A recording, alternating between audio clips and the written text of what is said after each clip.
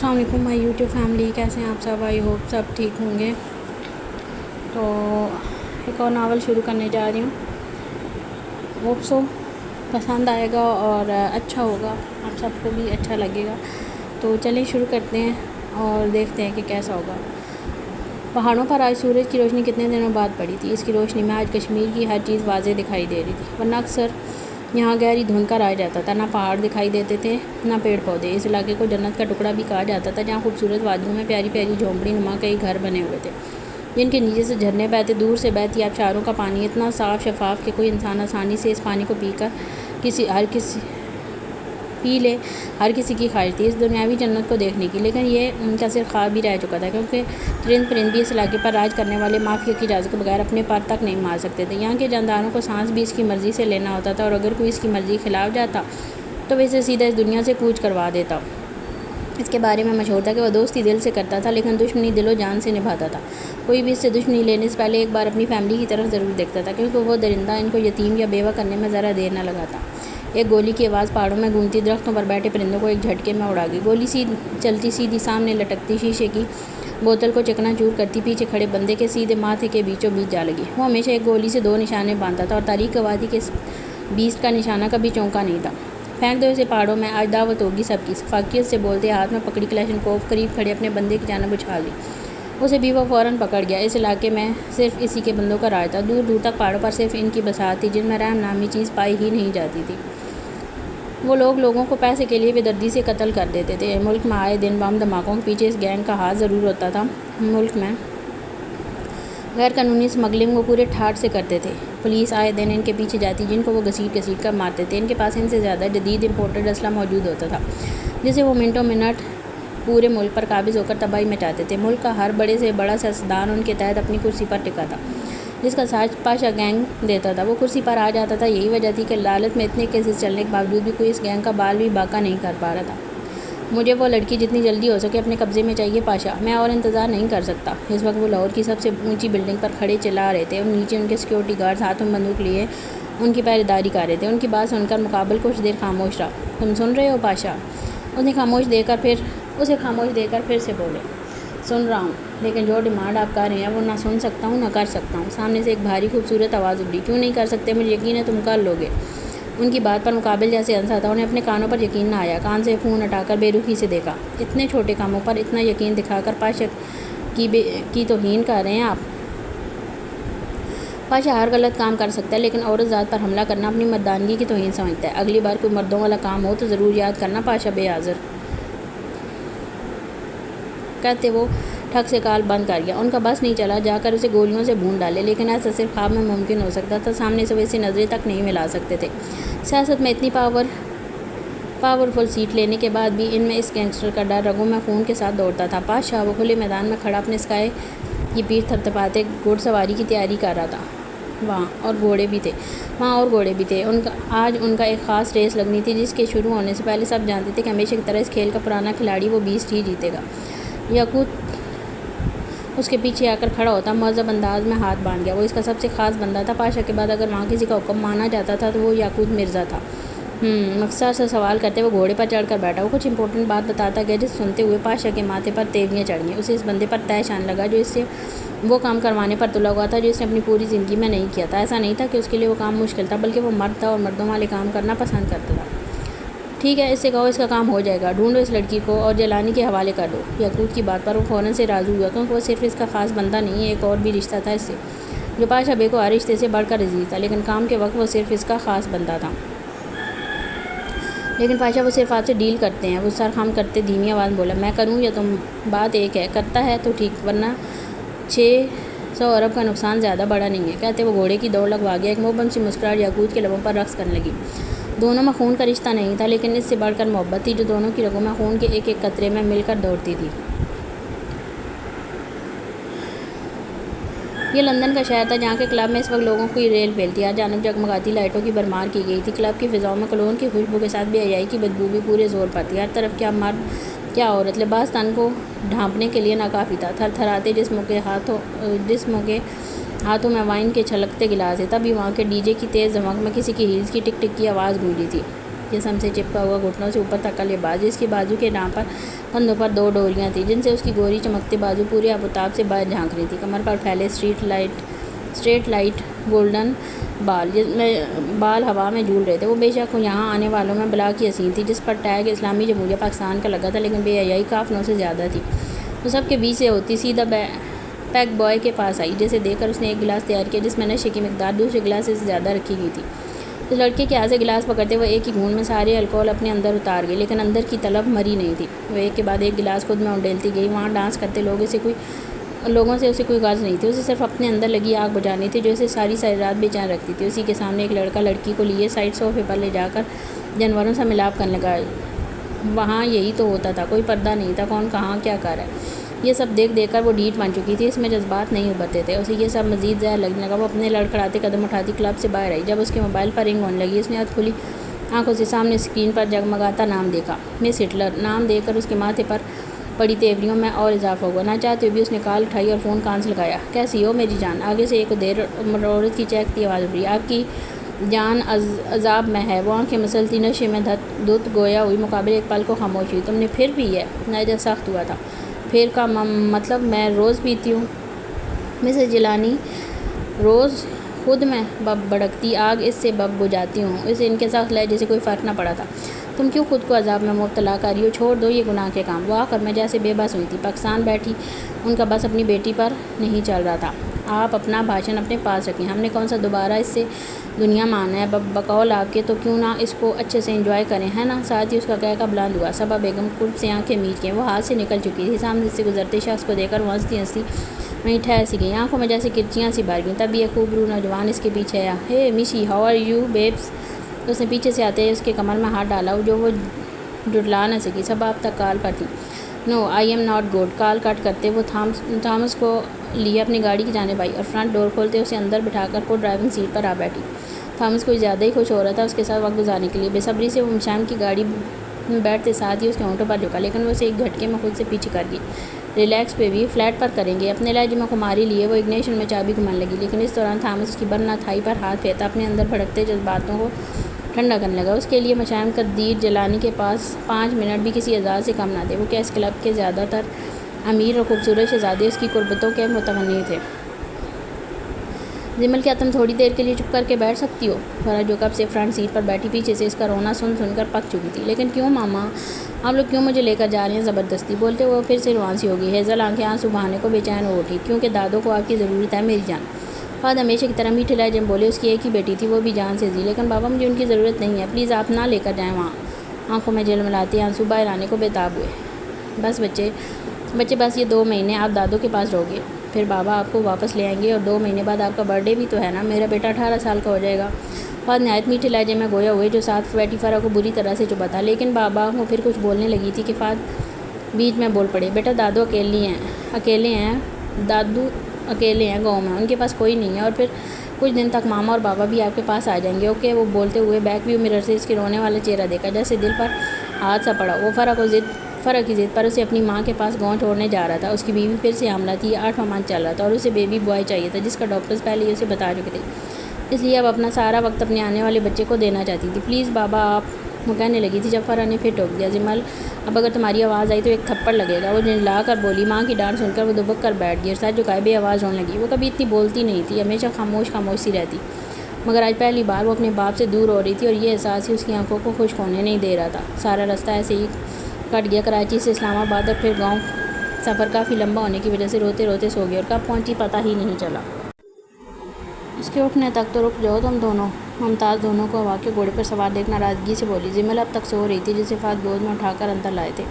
नहीं अम्मा, हमें निकलना है, एक बहुत इंपॉर्टेंट मीटिंग है मेरी। अपना सर माँ के सामने झुकाई इजाज़त तलब लहजे में बोले। ठीक है, आप ख्याल रखिएगा, और हाँ, इसका दिल यहाँ लगाने के लिए आप इसे घर के काम सिखा दें ताकि ये सुकून से यहाँ रह ले। वो कैसे भी इसे जान छुड़वाना चाहती थी, जो लगता जैसे वो इसकी सगी नहीं सौतेली बेटी हो।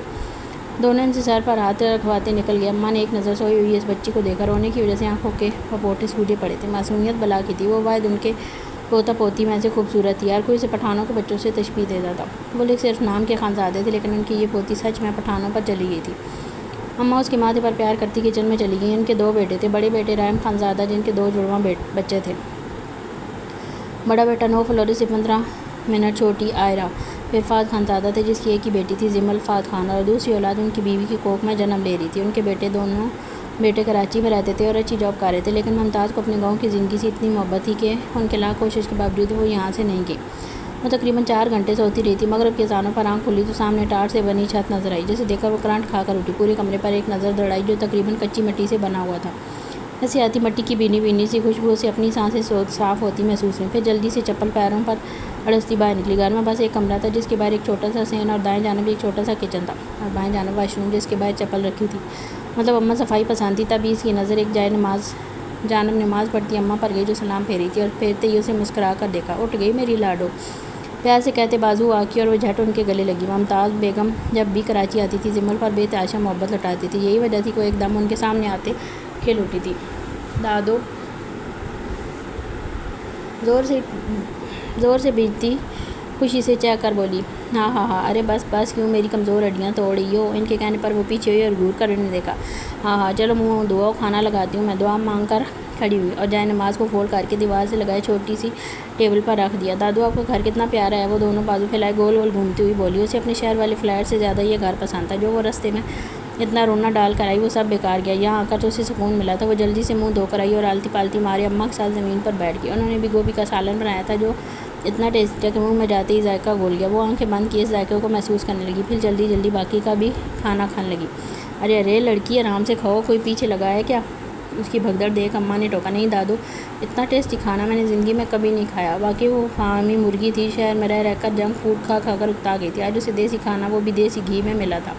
तो क्या हुआ, अब 2 महीने यही हों और भी बहुत से खाने खिलाऊंगी अपनी गुड़िया को। उसके गाल पर प्यार देती हुई बोली और ख़ुद भी खाना खाने लगी। उनका यही प्यार था कि वो ज़्यादा ना बोलने वाली आज इतनी बोल रही थी। उसे देखकर लगता था जैसे वो मोहब्बत की तरस हुई है। इसमें आपने क्या डाला है दादू, वो जायका बदला देख पूछे बिना ना रह सकी। देसी घी, उनके बोलते ही इसका बड़ा सा मुँह खुला। वाट, इसमें वो है, लेकिन मामा तो कहती हैं वो अच्छा नहीं होता। देख क्यों नहीं अच्छा होता, यही तो होते हैं शहरी माओ के चौंचले। बच्चों को लंबे सांप खिला सकती हैं लेकिन देसी घी नहीं। लंबे सांप, हैरत से उसका मुँह खुला मतलब उसने सांप कब खाया। हाँ वो होती है ना, पानी में उबाल कर बनाते हैं। वो एक बार कराची आई थी जहाँ अपनी बहू को नूडल्स बनाते देखा था और अब ये इन्हें सांप से तशबीह देती जिमल को उल्टी करने पर मजबूर करनी थी। खाना खाकर वो फिर से इसी चरपाई पर आकर लेट गई। दीवारों में छोटे छोटे सुराख थे जिससे बाहर खेतों की ठंडी ठार आवाज़ छन कर अंदर आ रही थी, जिससे कमरा ठंडा हुआ था। अम्मा भी इसी के साथ एक तरफ आकर लेट गई और जल्दी शब खाबी के मज़े लूटते हुए खराटे बांध लेंगी। पहले तो वो इंतज़ार करती रही कि कब इनके खराटे बांध हो, लेकिन सिलसिला जारी देख वो जब से आंखें मीची और जल्दी खुद भी नींद की गहरी वादियों में जा गिरी। बाहर पुलिस ने चारों जानब से हमें घेर लिया। पाशा वो चेयर की पुश से टेक लगाए सिगरेट पर सिगरेट फूंकता मोबाइल में कुछ देख रहा था जब याकूत ने उसे आकर खबर दी। ये सुनते ही उसके मुंह से जाविये बिगड़े। ये क्यों हर हफ्ते अपनी बहन का रिश्ता ले आते हैं। आवाज़ में एक रोब था। सिगरेट ऐश ट्रे में मसलते दाएं हाथ से बाएं हाथ को कोने की जाने पकड़कर एक पटाखा निकाला। फौलादी हाथों पर हरी और नीली रगें साफ ज़ाहिर हो रही थी। नाखन लंबे और कटे हुए बिल्कुल साफ थे, मानो किसी मुसव्वर के हाथ में। अब क्या करना है, वो इसके हुक्म का मुझे था। बंदे भेज दो, 1-2 पुलिस वालों को जहन्नुम हासिल कर देंगे तो बाकी खुद दम दबाकर भाग जाएंगे। याकूत उसके हुक्म की तामील करने बाहर चला गया। उसने याकूत के जाते मोबाइल निकाल कर इसमें वही तस्वीर खोली जैसे देखो उसकी आतश लबों पर मोबम सी मुस्कुराहट बिखर गई। न जाने क्या था इस चेहरे में, इसे देखकर दिल को जैसे राहत सी मिलती थी। दादू आप क्या कर रही हैं। अम्मा को उनकी शर्ट बुनते देख वो वहीं कच्ची ज़मीन पर अपना फिराक समेटती बैठ गई। कुर्ता बना रही हूँ, मसरूफ़ अंदाज में गोए आए तो आप मार्केट से ले लेना, खुद क्यों इतनी मेहनत करनी। उसकी बात पर अम्मा ने चश्मे की ओर से एक नज़र देते कहा, कुछ इंसान में अपना भी होना चाहिए। जल्दी उसके सर पर हल्की सी चपत लगाती हुई बोली, लेकिन आजकल सब मार्केट से मिल जाता है, क्या फ़ायदा ये हुनर सीखने का। बेटा औरत को हर हुनर सीखना चाहिए, ज़िंदगी में कभी भी काम आ सकता है, और ना आया तो फिर बेवकूफ़ों वाला सवाल तो पेटी में बंद करके रख देना। उसके उल्टे सवाल का जवाब अम्मा ने भी उल्टा ही दिया। अच्छा आप किसके लिए बना रही हैं। तेरे छोटे बहन भाई का। उनकी बात पर इसकी एज़ल आंखें फैली। मेरे छोटे बहन भाई। हैरत से मुंह खोले बोली, हाँ। अम्मा ने बस हाँ पर इत्तेफाक किया। वो कहाँ है दादू। अब उसके लहजे से खुशी चलती थी। वो खलोती थी अपने माँ बाप की, कभी दूसरा बहन भाई तस्वर भी नहीं किया था। तुम्हारी माँ के इस बड़े से पेट में और जल्दी दुनिया में भी आ जाएगा। उनके बताने पर वो अपनी माँ को सोचने लगी कि वाकई मोटी हो रही थी, लेकिन क्यों ये उसे अब अम्मा से पता चला था। दादू ये बेबी कैसे आता है। वो मज़ीद आगे खिसकती थोड़ी के नीचे हाथ टिकाए सवाल करने लगी। पहले तो और तरीका था, अब तो डॉक्टर सीधा पेट ही काट देते हैं। वो अपने ध्यान में क्या बोल गई थी उन्हें पता नहीं चला कि बच्ची के सामने क्या बोलना था, लेकिन उनकी बात पर वो हैरत से मुँह खोले उनको देखने लगी। आगे सवाल करने से गुरेज करती उठ गई और बाहर जाकर लहलाते खेत देखने लगी। मंजर इतना दिलकश था कि वो अम्मा वाली बात भूल गई। और अपना फिराक हवा में लहराती आंखें बंद किए सबसे पर गोल गोल घूमने लगी। आज मौसम बारिश वाला था, भरे बादल ज़ोर शोर से बरसना शुरू हो गए, जिसमें वो मज़ीद घूमती डांस करने लगी। फिराक रेशमी था, गीला होने की वजह से जिस्म से चिपक कर इसके खदोखाल नुमाया कर रहा था और बाल मोटी मोटी लिटों की सूरत में मुंह और गर्दन पर चिपक चुके थे। उसका ये कातलाना रूप इस वक्त किसी भी मर्द का ईमान डगमगा सकता था। मुझे छोड़ दो प्लीज़, मेरे छोटे छोटे बच्चे हैं, प्लीज़ मुझे जाने दो। सामने घुटनों के बल ज़मीन पर बैठे हुए शख्स गिड़गिड़ाता था, लेकिन मुकाबिल को इस पर ज़रा बराबर तरस न आया। तुम्हें मारने की सिपारी ली है मैंने, तो मरना तो अब पड़ेगा। हाथ को अकड़ाते एक साइड गर्दन पर झटकी। ना नहीं नहीं, मेरा क्या कसूर है, मुझे जाने दो। अपनी मौत का सुनकर वो मज़ीद गिड़गिड़ाने लगा। मुझे इससे मतलब नहीं कि तुम्हारे बच्चे हैं या नहीं, मुझे पैसों से मतलब है। जितनी तुम्हें मारने की सिपारी मिली है इससे ज़्यादा तुम दे दो, छोड़ दूँगा तुम्हें। मुकाबिल से फाकियत की हर हाथ पार कर चुका था। कितने पैसे चाहिए तुम्हें तुम्हारी हालत देकर?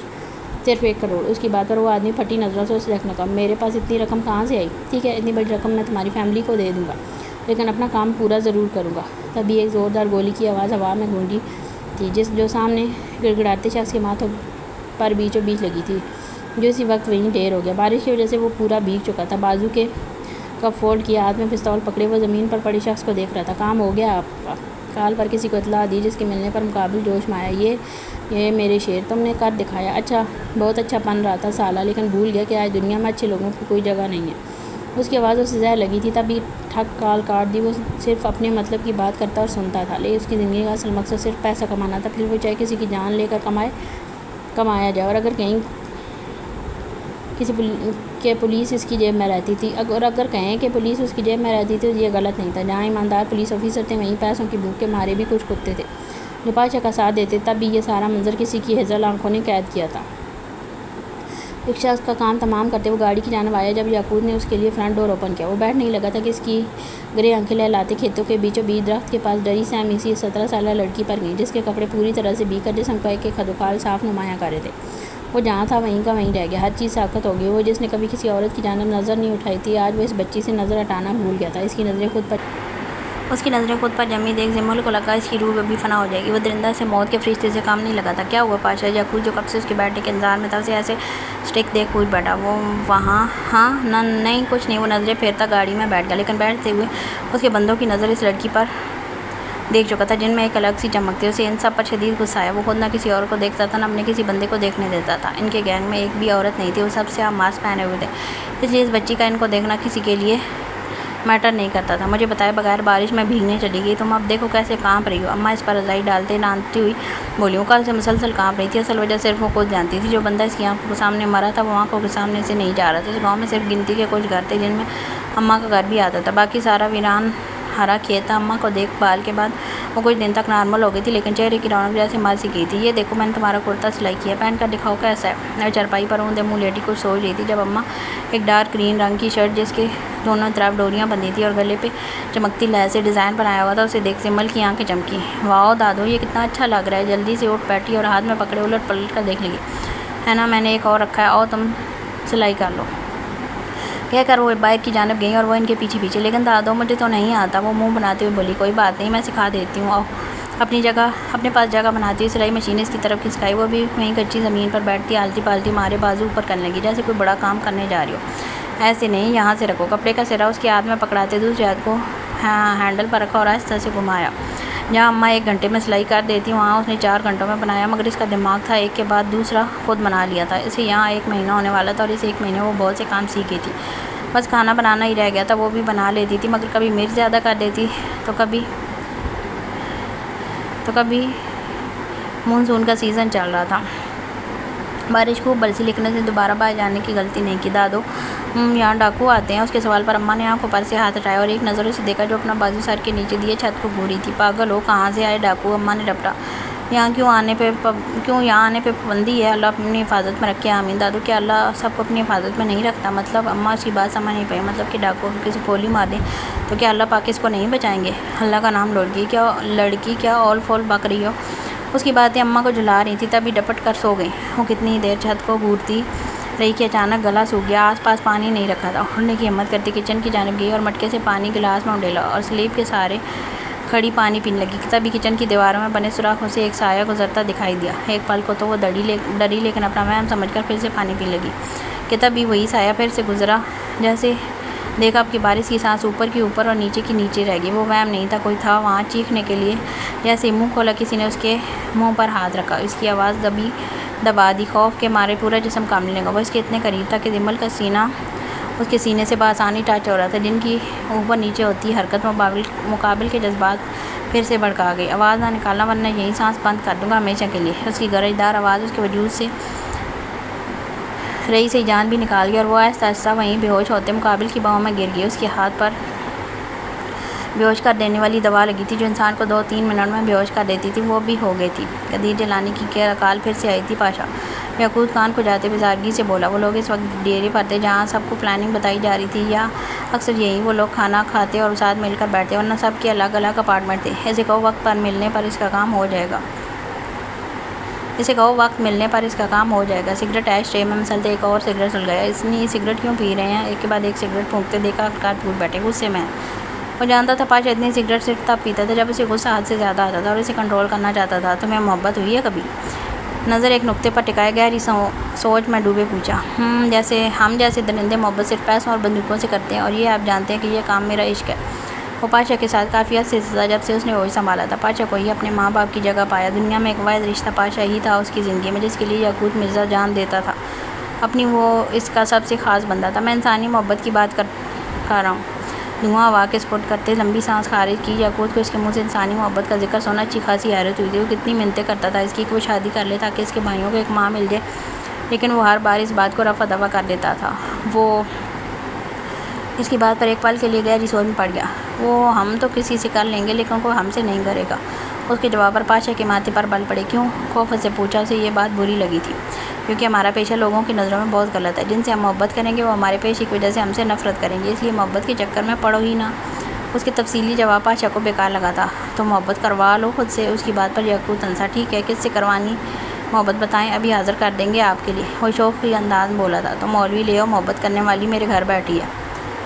उसकी बात पर याकूत अपनी जगह खड़े खड़े लड़खड़ाया और गिरते गिरते बचा। मामा मतलब? ये ना समझी से पूछा। इतनी मुश्किल बात नहीं की मैंने जो तुम्हें समझ नहीं आई। आप लड़की ले आए लेकिन कब? वो अभी भी शौक की इसी कैफियत में था। कल रात। मुख्तसर सा जवाब देते सिगरेट आए शे में मसली। उसका अंदाज़ इतना नॉर्मल था जैसे कोई बकरी का बच्चा उठाकर लाया हो। कदीर दिलानी का काम वो इसलिए नहीं कर रहा था क्योंकि वो औरत का मामला था और पाशा हर गिरे से गिरा काम कर सकता था, लेकिन औरत ज़ात की जानिब नज़र तक नहीं उठाता था और अब पूरी औरत ही उठा लाया था। आप फिर भी इतने नॉर्मल बैठे हैं। वो हैरत से मुंह खोले पूछने लगा। तो तुम्हारा क्या ख्याल है? अब अपनी शादी खुशी में खुद भंगड़े डालूं? आईब्रोज काते थोड़े गुस्से में बोला। ना नहीं, मेरा वो मतलब नहीं था। आप एक लड़की को किडनैप करके लाए हैं जैसे याद दहानी करवाई, लेकिन अंदर ही अंदर कहीं खुशी भी थी, बेतहाशा हो रही थी कि इसका भाई आखिरकार शादी कर ही रहा है। तो क्या लड़के को लाना था?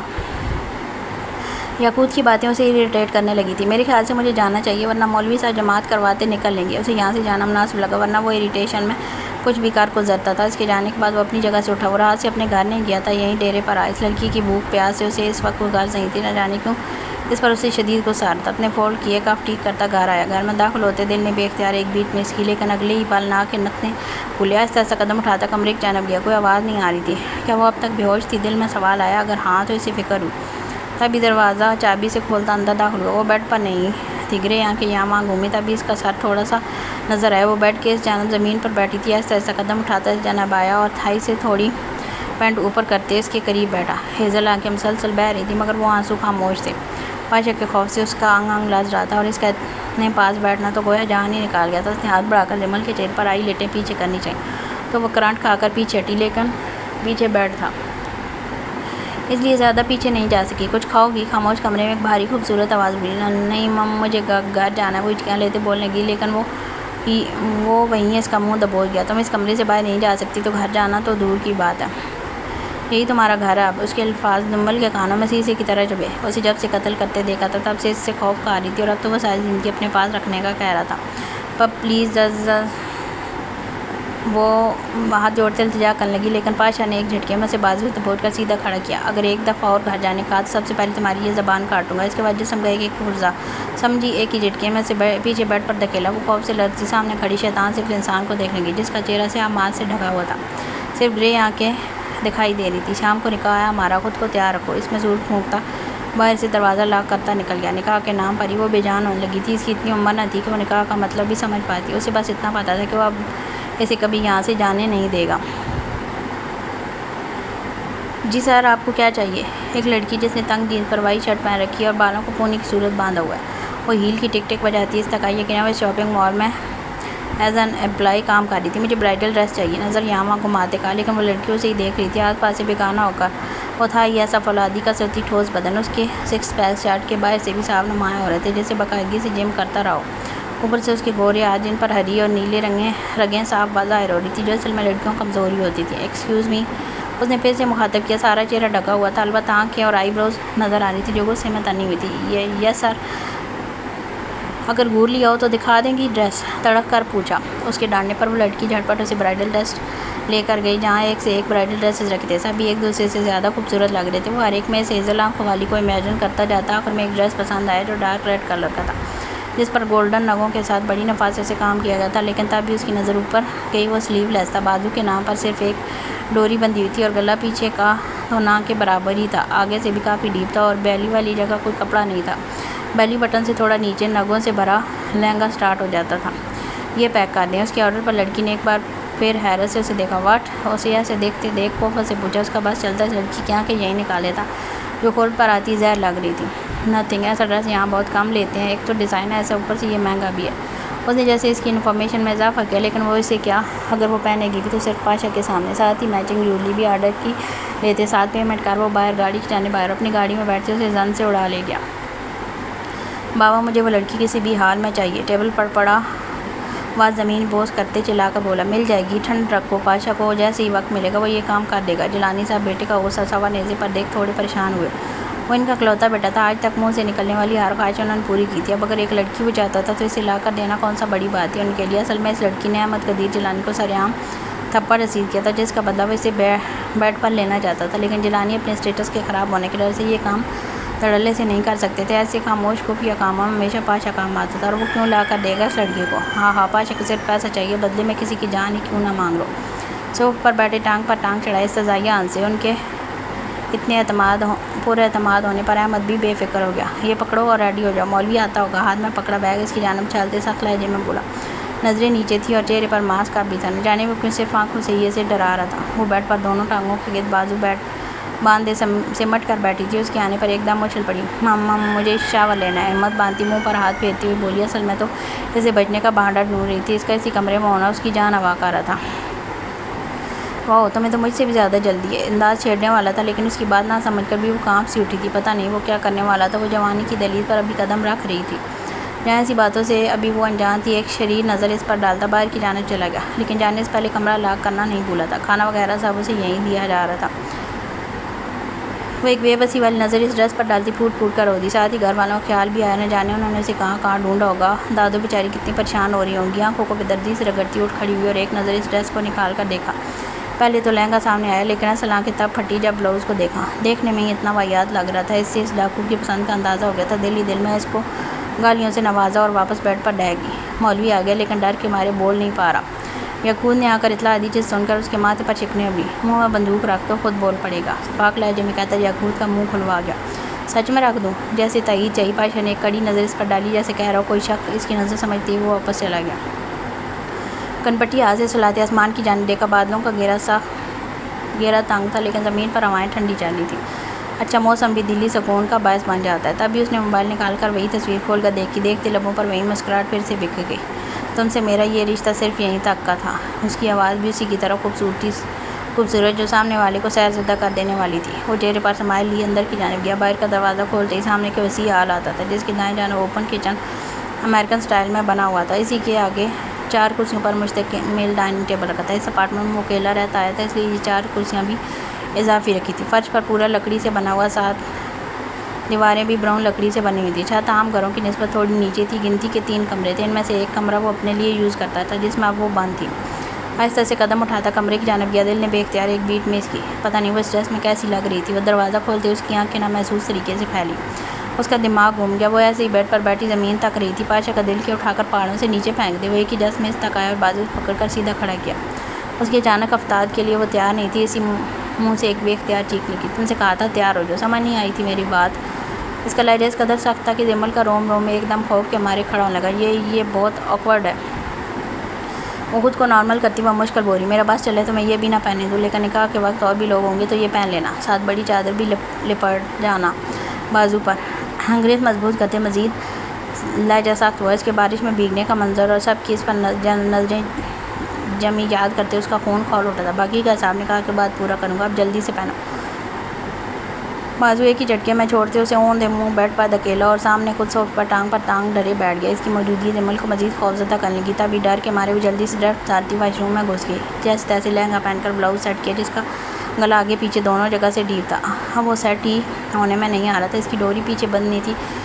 अब ऐसे वो बाहर भी नहीं जा सकती थी। कितनी देर अंदर खड़ी कोशिश करती रही। आखिर में इसी की भारी आवाज़ कमरे में गूंजी उसे उछलने पर मजबूर कर गई। बाहर आ रही हो या वहीं आ जाओ निकाह करने। लहजा तंजिया था, लेकिन उसके अंदर आने का सुनकर उसे रूह फना होती महसूस हुई।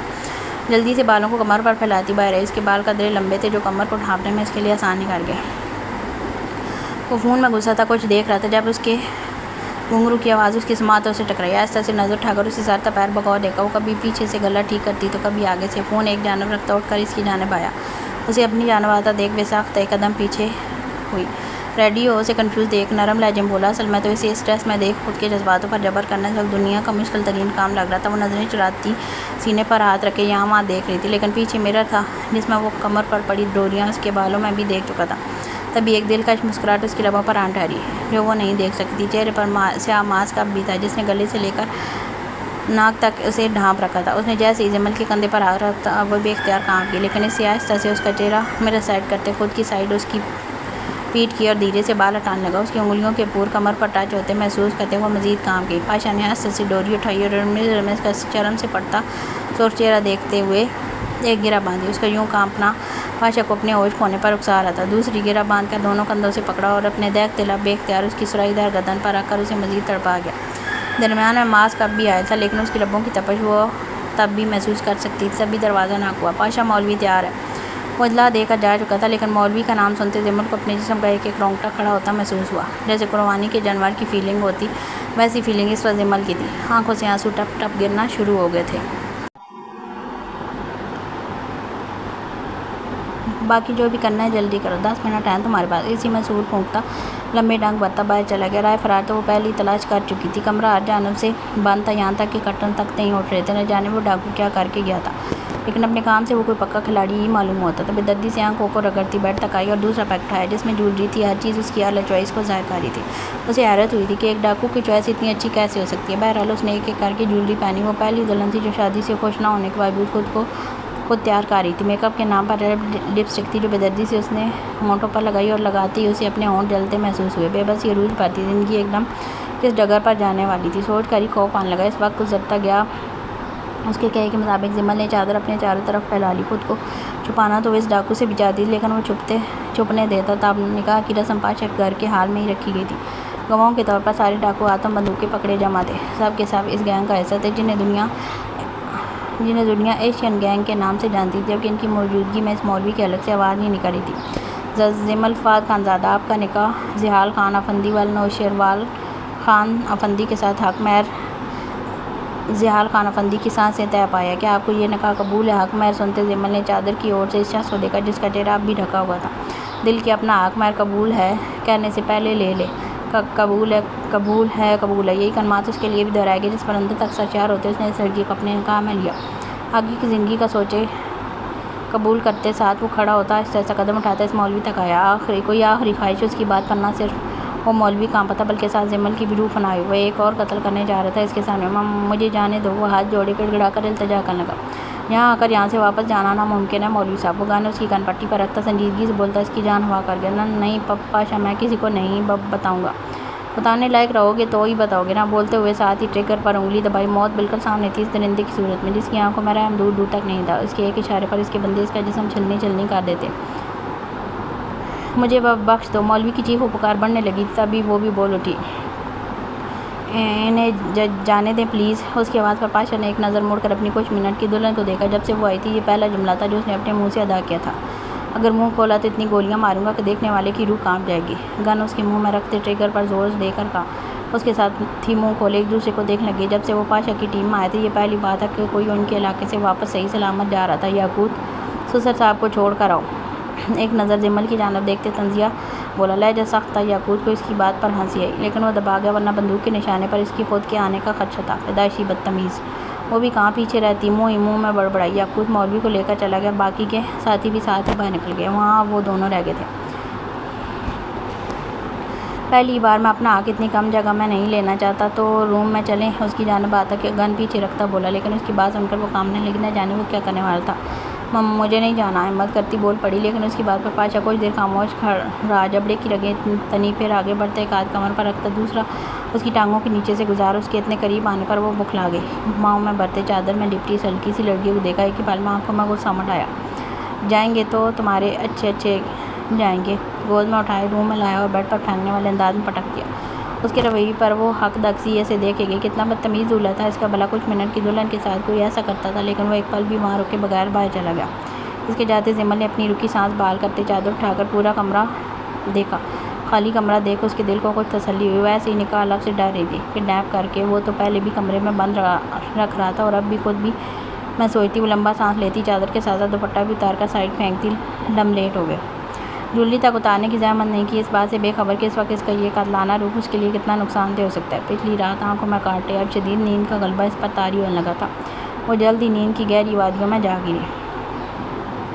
चांद भी आज पूरा था। ठंड पहले से काफ़ी बढ़ गई थी, लेकिन उसके अंदर जलती आग उसे ये ठंड महसूस नहीं होने दे रही थी।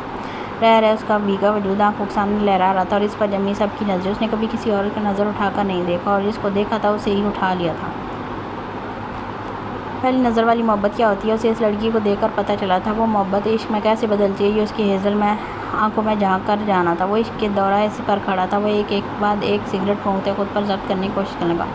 इस लड़की की इतनी उम्र नहीं थी जितनी पाशा में जुनूनियत भरी थी। वो लाख कोशिश करता, लेकिन वो लड़की इसकी शिद्दत की नज़र होने वाली थी। सिगरेट पैरों नीचे मसलते, गले में लिपटी शाल का सिरा कंधे पर डालते, वो लंबी डाक बरता अंदर आया। कमरे तक आते उसके अपने दिल ने धड़कनों में शोर बर्पा कर दिया था। ये निकाह के 3 लफ्ज़ किसी मकनातीस की तरफ से खींच रहे थे। कमरे का दरवाज़ा खोलते उसकी नज़र सामने बेड पर पड़ी, जहाँ वो अपनी हालत से बेखबर शव ख्वाबी के मज़े लूट रही थी। पाशा दबे कदम उठाता इसके करीब आया और गहरी नज़र इसके नाजुक बदन पर डाली। वो लड़की हुस्न का मुँह बोलता सबूत थी। हाफ ब्लाउज में झांकती, दूध या पतली सी बैली पर पड़ी नज़र वो पसीने से गुजरती उसके चेहरे तक गई, जहाँ बला की मासूमियत रकम थी। देखती देखती उसकी आंखों में वहशत उतरने लगी। वो तेज़ सांस लेता उसके करीब आया और उसकी गर्दन के पीछे हाथ देते उठाकर उसे अपने मुकाबिल किया। जमल इस अचानक इफ्तार पर बुखला कर उठी थी। वो ग्रे पुरकश आंखें अपने इतने करीब देख उसकी रही सही जान भी निकल गई थी। वो अब भी नकाब करके ही आया था। Welcome to my hell Mrs Jihal Khan Afandi, अपनी भारी खूबसूरत मर्दाना आवाज़ बोलता वो जिमल के रोंगटे खड़े करवा गया था। बहुत कोशिश की तुम्हें भूलने की इस 1 महीने में, लेकिन तुम्हारी इन हेज़ल आंखों के जादू ने मुझे मज़ीद बेकरार कर दिया तुमसे मिलने के लिए। उसे छोड़कर अपनी शर्ट के बटन खोलता वो कुमार आलूद लहजे में बोलता जिमल की जान निकालने लगा। इसके खुलते एक बटन के साथ जिमल को अपनी एक सांस ख़त्म होती महसूस हुई। तुम्हारा वो बारिश में भीगा वजूद मेरे अंदर जो आग भड़का कर गया था ना, इसे ठंडा करने के लिए तो मिलाना ज़रूरी था। बटन खुलते शर्ट निकाल कर दूर उछाल फेंकी। ये देख जिमल खौफ से सिमटी, बेड पर पीछे खिसकने लगी। जब वो दोनों घुटने बेड पर रखे साइड लैम्प की रोशनी बंद करते उसके ऊपर आया और कंधों से पुश करते पीछे बेड पर लिटाता। जिमल ऐसी थी कि अब कभी सांस नहीं ले पाएगी। आज की रात वो आग ठंडी करने का वक्त है, जो आग तुमने अपनी अनजाने में की गई गलती से लगाई, कहते वो पूरी तरह से अपने शिकंजे में दबोच गया। जिमल ज़्यादा देर मज़ामत भी ना कर सकी। मुकाबिल की गिरफ्त इतनी मजबूत थी। कमरे में छाई नीम तारीकी में इसकी गुटी गुटी सी सिसकारियाँ सुबह की नीली रोशनी फूटने तक गूंजती रही थी। वो सच में दरिंदा था जिसने 1 सेकंड के लिए भी इस पर रहम नहीं खाया था। अपने अंदर भड़कती आग को सारी रात किसी जुनून के तहत नैस पर निकालता गया। जिमल की मासूमियत ख़त्म करने को उसके लिए 1 रात काफ़ी थी। सुबह होने से पहले उसे खुद से रिहाई बख्शते, अपने ही बाजू पर सोने की इजाज़त देते हुए खुद भी आँखें मूंद गया। थकावट इससे भी हुई थी, लेकिन जो सुकून उसे उस लड़की की कुर्बत में मिला था उसने 1 सेकंड के लिए नींद का झटका नहीं आने दिया था। दिन चढ़ाया था। पाश अब कहीं जाना था। जब एक नज़र अपने हाथ पर सोई जिमल को देखा, इसकी मासूमियत थोड़ी सी जीभ भर कर कह उसे सोने का कहकर वो खुद 1 पल नहीं सोया था। वो कभी सुकून से सो ही नहीं सकता था। इसका माजी उसे सोने ही नहीं देता था। जो जिम्मेदारियाँ बहुत थोड़ी उम्र में इसके कंधों पर आ गई थी, अपने 3 छोटे भाइयों की, जिनको उसने एक अकेले बाप बनकर पाला। वही उनकी माँ थी, वही उनका बाप। इनका कुल ख़ानदान ज़िंदगी के इस भाग दौड़ में इसे वो मिली थी, अपने सुकून का सामान। लेकिन शुरुआत ही वो से हुई थी जिसका थोड़ा बहुत मलाल पाशा को भी था, लेकिन वो भी क्या करता उसके लिए। वो बारिश वाला मंजर भूलना पाना नामुमकिन था। उसे इस लड़की पर किसी गैर की नज़र तक बर्दाश्त न थे। ऐसा वो इस 30 साल गैंगस्टर का दिमाग ख़राब कर गई थी। उसने अपने दैग तिलावे इसके माथे पर रखे, आहिस्ता से बाजू उसके सर के नीचे से निकाला और फ्रेश होने चला गया। थोड़ी देर तक शावर लेते गीले बालों को टॉवल से साफ करते मिरर के सामने आए जहाँ इसका अक्स दिखाई दिया। वो रात वाली हालत में करवट बदल गई। उसकी रहनुमाइयों पर नज़र पड़ते हुए आयशा के जज्बात फिर से जागे थे, लेकिन वो खुद पर जब्त करता परफ्यूम स्प्रे करते बाहर निकल गया। नाच तब तक सुदैस बना कर जाता था उसका शेफ़, लेकिन अब उसने सबको यहाँ आने से मना कर दिया था। सो खुद के लिए और उसके लिए नाश्ता बनाया और करके बाहर चले गए। उसके जाने के 2 घंटे बाद जिमल की नींद पूरी हुई। वह धीरे से किस्मत आती आँखें खोलकर सामने लकड़ी से बने प्लेन छत देख लगी। पूरी रात पल में आंखों के सामने घूम गई। वो झट से अपने ऊपर से कंफर्टर हटाती उठने की कोशिश करने लगी। जब नज़र अपने उलिये पर पड़ी वो तड़प कर वहीं कंफर्टर अपने इर्द गिर्द लपेट गई। जिमल को इससे शदीद नफरत महसूस हुई, इतनी जितनी आज तक कभी किसी से नहीं हुई थी। सब बहुत शिद्दत से याद है। सब ने कितना ढूंढा होगा इसे, और वो यहाँ इस दरिंदे की तशनगी का निशाना पा रही थी। वो वहीं बैठी बैठी घुटनों में मुँह दिए शिद्दत से रो दी। कितनी देर रोकर वो अपनी अजियत को कम करने की कोशिश करने लगी, जो कि अब कभी नहीं होनी थी। वो हिम्मत करती दर्द से कराते खुद को पर्दे में छुपाती बेड से नीचे उतरी। रात वाला लिबास तो उसने पहनने लायक छोड़ा नहीं था। तभी उसकी नज़र वार्डरोब पर गई जो खुली थी। वह ऐसा कदम उठाती इस तक गई, लेकिन वहाँ सारे कपड़े से डाकू के थे। वो मरती हुई एक सूट उठाकर बाथरूम में घुस गई। पानी के नीचे आते उसने कितनी देर खामोश आंसू बहाए। इस महक का क्या करती जो इसके अंदर से उसकी आ रही थी। पूरी रात उसकी संगत में रहकर जैसे अंग अंग में रच बस गई हो। 2 घंटे तक शावर लेने के बाद शर्ट पहनकर गीले बालों को टॉवल से साफ करती बाहर आई। भूख शदीद लगी थी, लेकिन वो तो लॉक थी। यही सोचकर वो दरवाजे तक नाकाम सी कोशिश करने आई, लेकिन वो अनलॉक था। यही देख जिमल की आंखें चमकी। वो बाहर आई और एक नज़र पूरे घर को देखा। उसे घर अच्छा लगा था, लेकिन भूखम वक्त कुछ भी सुकून से नहीं देखने दे रही थी। सामने किचन नज़र आया जहाँ कुछ रखा था। आगे बढ़कर प्लेट उठाई तो सैंडविच के साथ एक चिट भी रखी थी, जिस पर लिखा था फ़िलहाल इसी से गुजारा कर लो, आकर अपनी जान की पसंद का खाना बना दूंगा।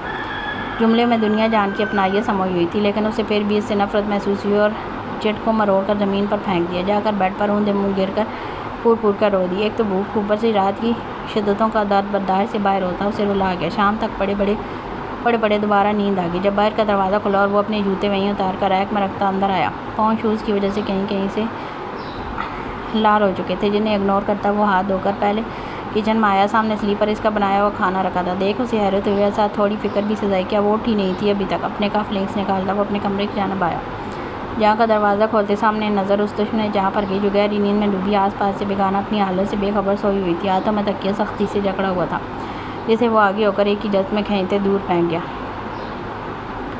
इस अचानक अफ्ताब पर वो बखला कर उठी और नींद से भरी आंखों को मसलते सामने खड़े शख्स को देख लेंगे। वो अब भी मास्क में था, क्योंकि बाहर से आया था, लेकिन मास्क से ध्यान हटाते नज़र उसकी नज़रों से मिली जो नीचे से ऊपर तक किसी का तवाफ़ कर रही थी। उसकी नज़रों के ताक़बंद में खुद को देखा तो बेख्तियार कंफर्टर कंधों तक तान गई।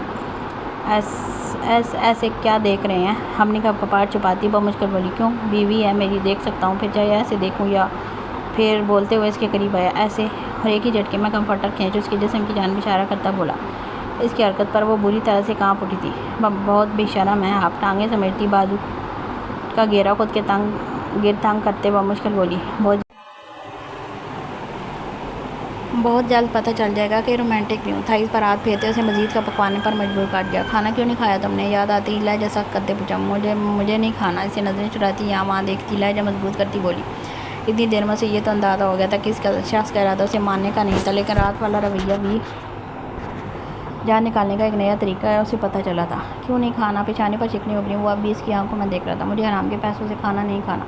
हट, क्या कहा तुमने? उसकी याद को बेचते वो करख लहजे में बोला। दर्द के मारे जिमल की आंखों में आंसू झिलमिलाने लगे। उसका गुस्सा देख उसे अपनी रूह फना होती महसूस होने लगी। मैं फ्रेश हो देखता हूँ कैसे नहीं खाती तुम यही हराम का खाना। एक ही झटके में पीछे धकेलते फ्रेश होने चला गया, लेकिन वो अब तक काँप रही थी। रात वाला उसका जुनून याद आते जैसे रोंगटे खड़े होने लगे। वो कुछ ही देर में बाजू फोल्ड करता बाहर आया। मास्क अब नहीं था। वो अपने गोद में सर लिए रो रही थी। जब इसकी आड़ पर सर उठाकर देखा, वो पीठ मोड़े बाल सटका रहा था। पीठ से वो अच्छे कदों कामत का मालिक था, लेकिन काम लोफरों वाले उसे देखते जिमल दांत का चिकचा कर रह गए। असल आंखें तब खुली जब उसने उसका चेहरा अपनी जाने बढ़ा। उसे देखते तो गोया वो सांस लेना भी भूल गई थी। एक टैक्सी बिना पलक झपकाए उसके चेहरे के नकूश में खोने लगी। चौड़ी पेशानी पर बिखरे रेशमी बालों की जुल्फ़ें, सतवां सी नाक, झील सी लाइट ग्रे पुरकशिश आंखें जिनमें पूरा जहान आबाद था। वहीं हल्की बियर्ड भी में अनाबी कटावदार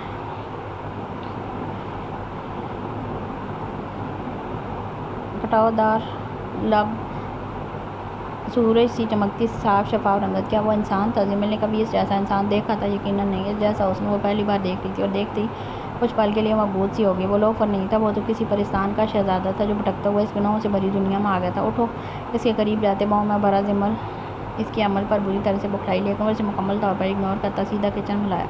और स्लीपर पर बिठाकर दम लिया। फिर खुद किसी माहिर शेफ़ की तरह सब्जियां निकालने लगा और बाकी की चीज़ें वो चिकन रोल बनाने लगा। इसका अंदाज़ा वो वहाँ पड़े सामान से हुआ। वो स्लीपर पर बैठी बार बार शर्ट को खींचती अपनी टांगों को छुपाने की नाकाम कोशिश कर रही थी। रोल थोड़ी ही देर में बनकर तैयार हो गए थे, लेकिन साथ ही उसने शामी कबाब और सलाद भी बनाया। अपनी नई नवीली दुल्हन को खाली रोल पर खाना पाशा को अपनी तो ही लगा था। इन सब के अलावा उसे कुछ बनाना भी नहीं आता था। क्या किया सारा दिन? सलाद खाते मसरूफ़ अंदाज में पूछा। उसके सवाल पर पहले तो वह यकदम उछली, फिर खुद को नॉर्मल गलती बोलने लगी। मक्खियाँ मार रही थी। उसके उल्टे जवाब पर पाशा को हंसी आई थी, लेकिन वो होंठों को दांतों में दबाए हंसी रो गया। इंटरेस्टिंग, थक तो नहीं गई मेरी वाइफ इतना मुश्किल काम करके? कबाब को फ्राई पैन में डाल पलटते नॉर्मल लहजे में बोला। इसका अंदाज़ ऐसा जैसे इनकी शादी एक दिन नहीं बल्कि सालों हो गए हों और एक दूसरे को अच्छे से जानते हो। लेकिन जवाब में वो कुछ नहीं बोली। तब भी वो फिर बोल पड़ा, वैसे मैं सोच रहा था तुम्हारे लिए कुछ ड्रेसेस लेता चलूँ, बट कहते हुए वो इसके करीब आया, बेहद करीब। मेरी बीवी मेरे कपड़ों में ज़्यादा क्यूट लगती है। होंठों से होंठ टच करते हाथ थाइस पर फेरने लगा। उसकी गर्म सांसें चेहरे पर महसूस करते पीछे होने लगी थी। जब पाशा ने दूसरा हाथ उसकी गर्दन के पीछे दिए वापस अपनी जानब भेजा। कोशिश करो कि मेरे पास आओ, ना कि मुझसे दूर जाओ। जितना दूर जाओगी मैं इतना करीब आऊँगा। उसके लहजे में पल में जिम्मल की जान निकाल लेने वाली सख्ती जा रही थी। मामा मुझे भूख लगी। उसका ध्यान बटाने के लिए जल्दी से झूठ बोला, मुझे भी लगी है भूख, लेकिन अपनी वाइफ की। उसकी बात पर जिम्मल कांपने लगी थी। एक ही रात में इस भूख को वो अच्छे से मतलब समझ चुकी थी। चलो पहले तुम खा लो, रात देख लिया तुम कितना दाम है तुम्हें, ये ना हो मुझे एम्बुलेंस बुलानी पड़ जाए। पीछे हटते टेबल पर खाना लगाने लगा। आए मोहतरमा हाथ सही तरीके से फैलाते उसे आने की दावत ली, लेकिन वो हाइट में छोटी थी, इसे उतरने में प्रॉब्लम हो रही थी। पाशा इसकी प्रॉब्लम समझते एक शरीर मुस्कुराया और आज तक कदम उठाता इस तक आया और इसकी दोनों टांगें अपनी कमर के दोनों एतराफ़ बांधते एक ही झटके में खुद से लगाया। मैं चाहता हूँ तुम्हें इन थोड़े थोड़े फासलों को तय करने के लिए भी मेरी ज़रूरत पड़े। बाल गर्दन से हटाती उंगलियाँ मस की और अपने दहकते लब इसकी चेहरा पर रख दिए, जिससे जमल बेख्तियार अपना मुंह ऊपर की जानिब करती लंबा सांस लेने लगी। वो यूं ही इस मगुमी से कुर्सी तक लाया, लेकिन अलग बैठाने के बजाय खुद ही बैठता इसे वैसे ही गोद में बिठा गया। खाना ठंडा हो जाएगा, उसे याद दहानी करवाते सीने पर हाथ रख कर पीछे किया। चलो मैं खुद खिलाता हूँ अपनी क्यूट सी वाइफ को। वो कभी ज़रूरत से ज़्यादा बात नहीं करता था। आज वो इसके सामने इतना बोर आता ताकि इसे डरे ना, इसका खौफ कम हो जाए, लेकिन वो थी कि इसके देखने पर भी डर जाती थी। बोलते हुए एक रोल उठाया, उसके मुंह तक लाया, जिसे बिना चूँ चना किए वो खाने लगी। सब कुछ भी करके उसके दिल में जगह नहीं बना पा रहा था। खाना तो टेस्टी बना लेता ये लोफर, दिल ही दिल में मुँह से बोलकर अपनी जान अजाब में नहीं डालना चाहती थी, जो कि देखा जाए तो पहले से ही अजाब में थी। बकौल मिस जिमल के चलो मुझे खाना खिलाओ, भारी आवाज़ में उसकी गर्दन पर जोर दिए करीब आकर उसे रात वाली टोन में आता देख एक पल को घबराई, लेकिन उसको नॉर्मल करते एक रोल उठाया और उसके मुंह के करीब किया, जैसे वो हाथ से वापस पीछे कर गया। टू मच बोरिंग वाइफ, ऐसे खिलाते हैं खाना? वो उसकी हल्की सी घूरी देते डांटा था तो कैसे ऐसे? बोलते हुए वही रोल उसके मुंह में रखा। बाइट लो। उसके कहने पर जिमल ने जल्दी से बाइट ली, जैसे वो पूरा मुंह में लेने ही लगी थी कि इसी वक्त पाशा ने उसे गर्दन से पकड़ते खुद पर झुकाया और बाहर दिखने वाले टुकड़े के साथ साथ इसके मुँह वाला रोल भी खा गया। इसकी हरकत पर वो दंग सी रहती उसे देखने लगी। आज के बाद ऐसे खिलाओगी मुझे खाना? आई समझ संजीदगी से इस्तफसार करते उसने जमल की नाजुक कमर पर आ लगा। बोलो हाँ। कमर को मुट्ठी में जकड़ते थोड़ा वो से बोला, हाँ गुड माय बेबी। इसकी छोटी सी नाक को चुटकी में लेते प्यार से बोला। रूम में चलें? उसके सवाल पर जमल एक बार को गड़बड़ा गई। नहीं, उसके मुँह से बेसाख्ता नहीं निकला। तुम्हें बेडरूम के अलावा अभी और जगहों पर रोमांस पसंद है? उसका ये सवाल जमल की नाजुक सी जान हवा कर गया। नहीं तो क्यों चाहती हूँ मैं यहीं शुरू हो जाऊँ? बाल पीछे समेटते उसे मज़ीद कामने पर मजबूर कर गया। पर प्लीज़ नहीं। जमल बाकायदा रोने वाली हो गई थी, जिस पर पाशा को बेख्तियार इस पर शिद्दत वाला प्यार आया और इसे एक ही झटके में उठाते रूम में बेड तक लाकर पटका। सॉरी वाइफी, लेकिन तुम्हारे शूर को भूख बहुत लगती है। कहते ही शर्ट रिमूव करते इस पर झुका और दोनों हाथ ऊपर तकिए से फिनकार गया। जमल का दिल चाह रो दे। वो इस दरिंदे की पनाह में पूरी तरह से बेबस हो चुकी थी, जो इसकी नाजुक सी गर्दन पर झुकते उसे अपनी तशनगी से शोर करने लगा था, लेकिन वो रुककर एकदम पीछे हुआ। आई थिंक ये शर्ट अच्छी नहीं लग रही तुम पर, दूसरी पहनो। उठो। उसके ऊपर से साइड होते उठने का कहने लगा, लेकिन वो बेबसी से पड़ी उसे नम आंखों से देखेगी। ओके नो प्रॉब्लम, मैं कर देता हूँ चेंज। कहती ही उठा और वार्डरोब खोले एक शर्ट उथल पुथल कर देने लगा। फर्मों से एक शर्ट पसंद आई जो उसकी थाइज़ को भी कवर कर लेती। यस ये बेस्ट है।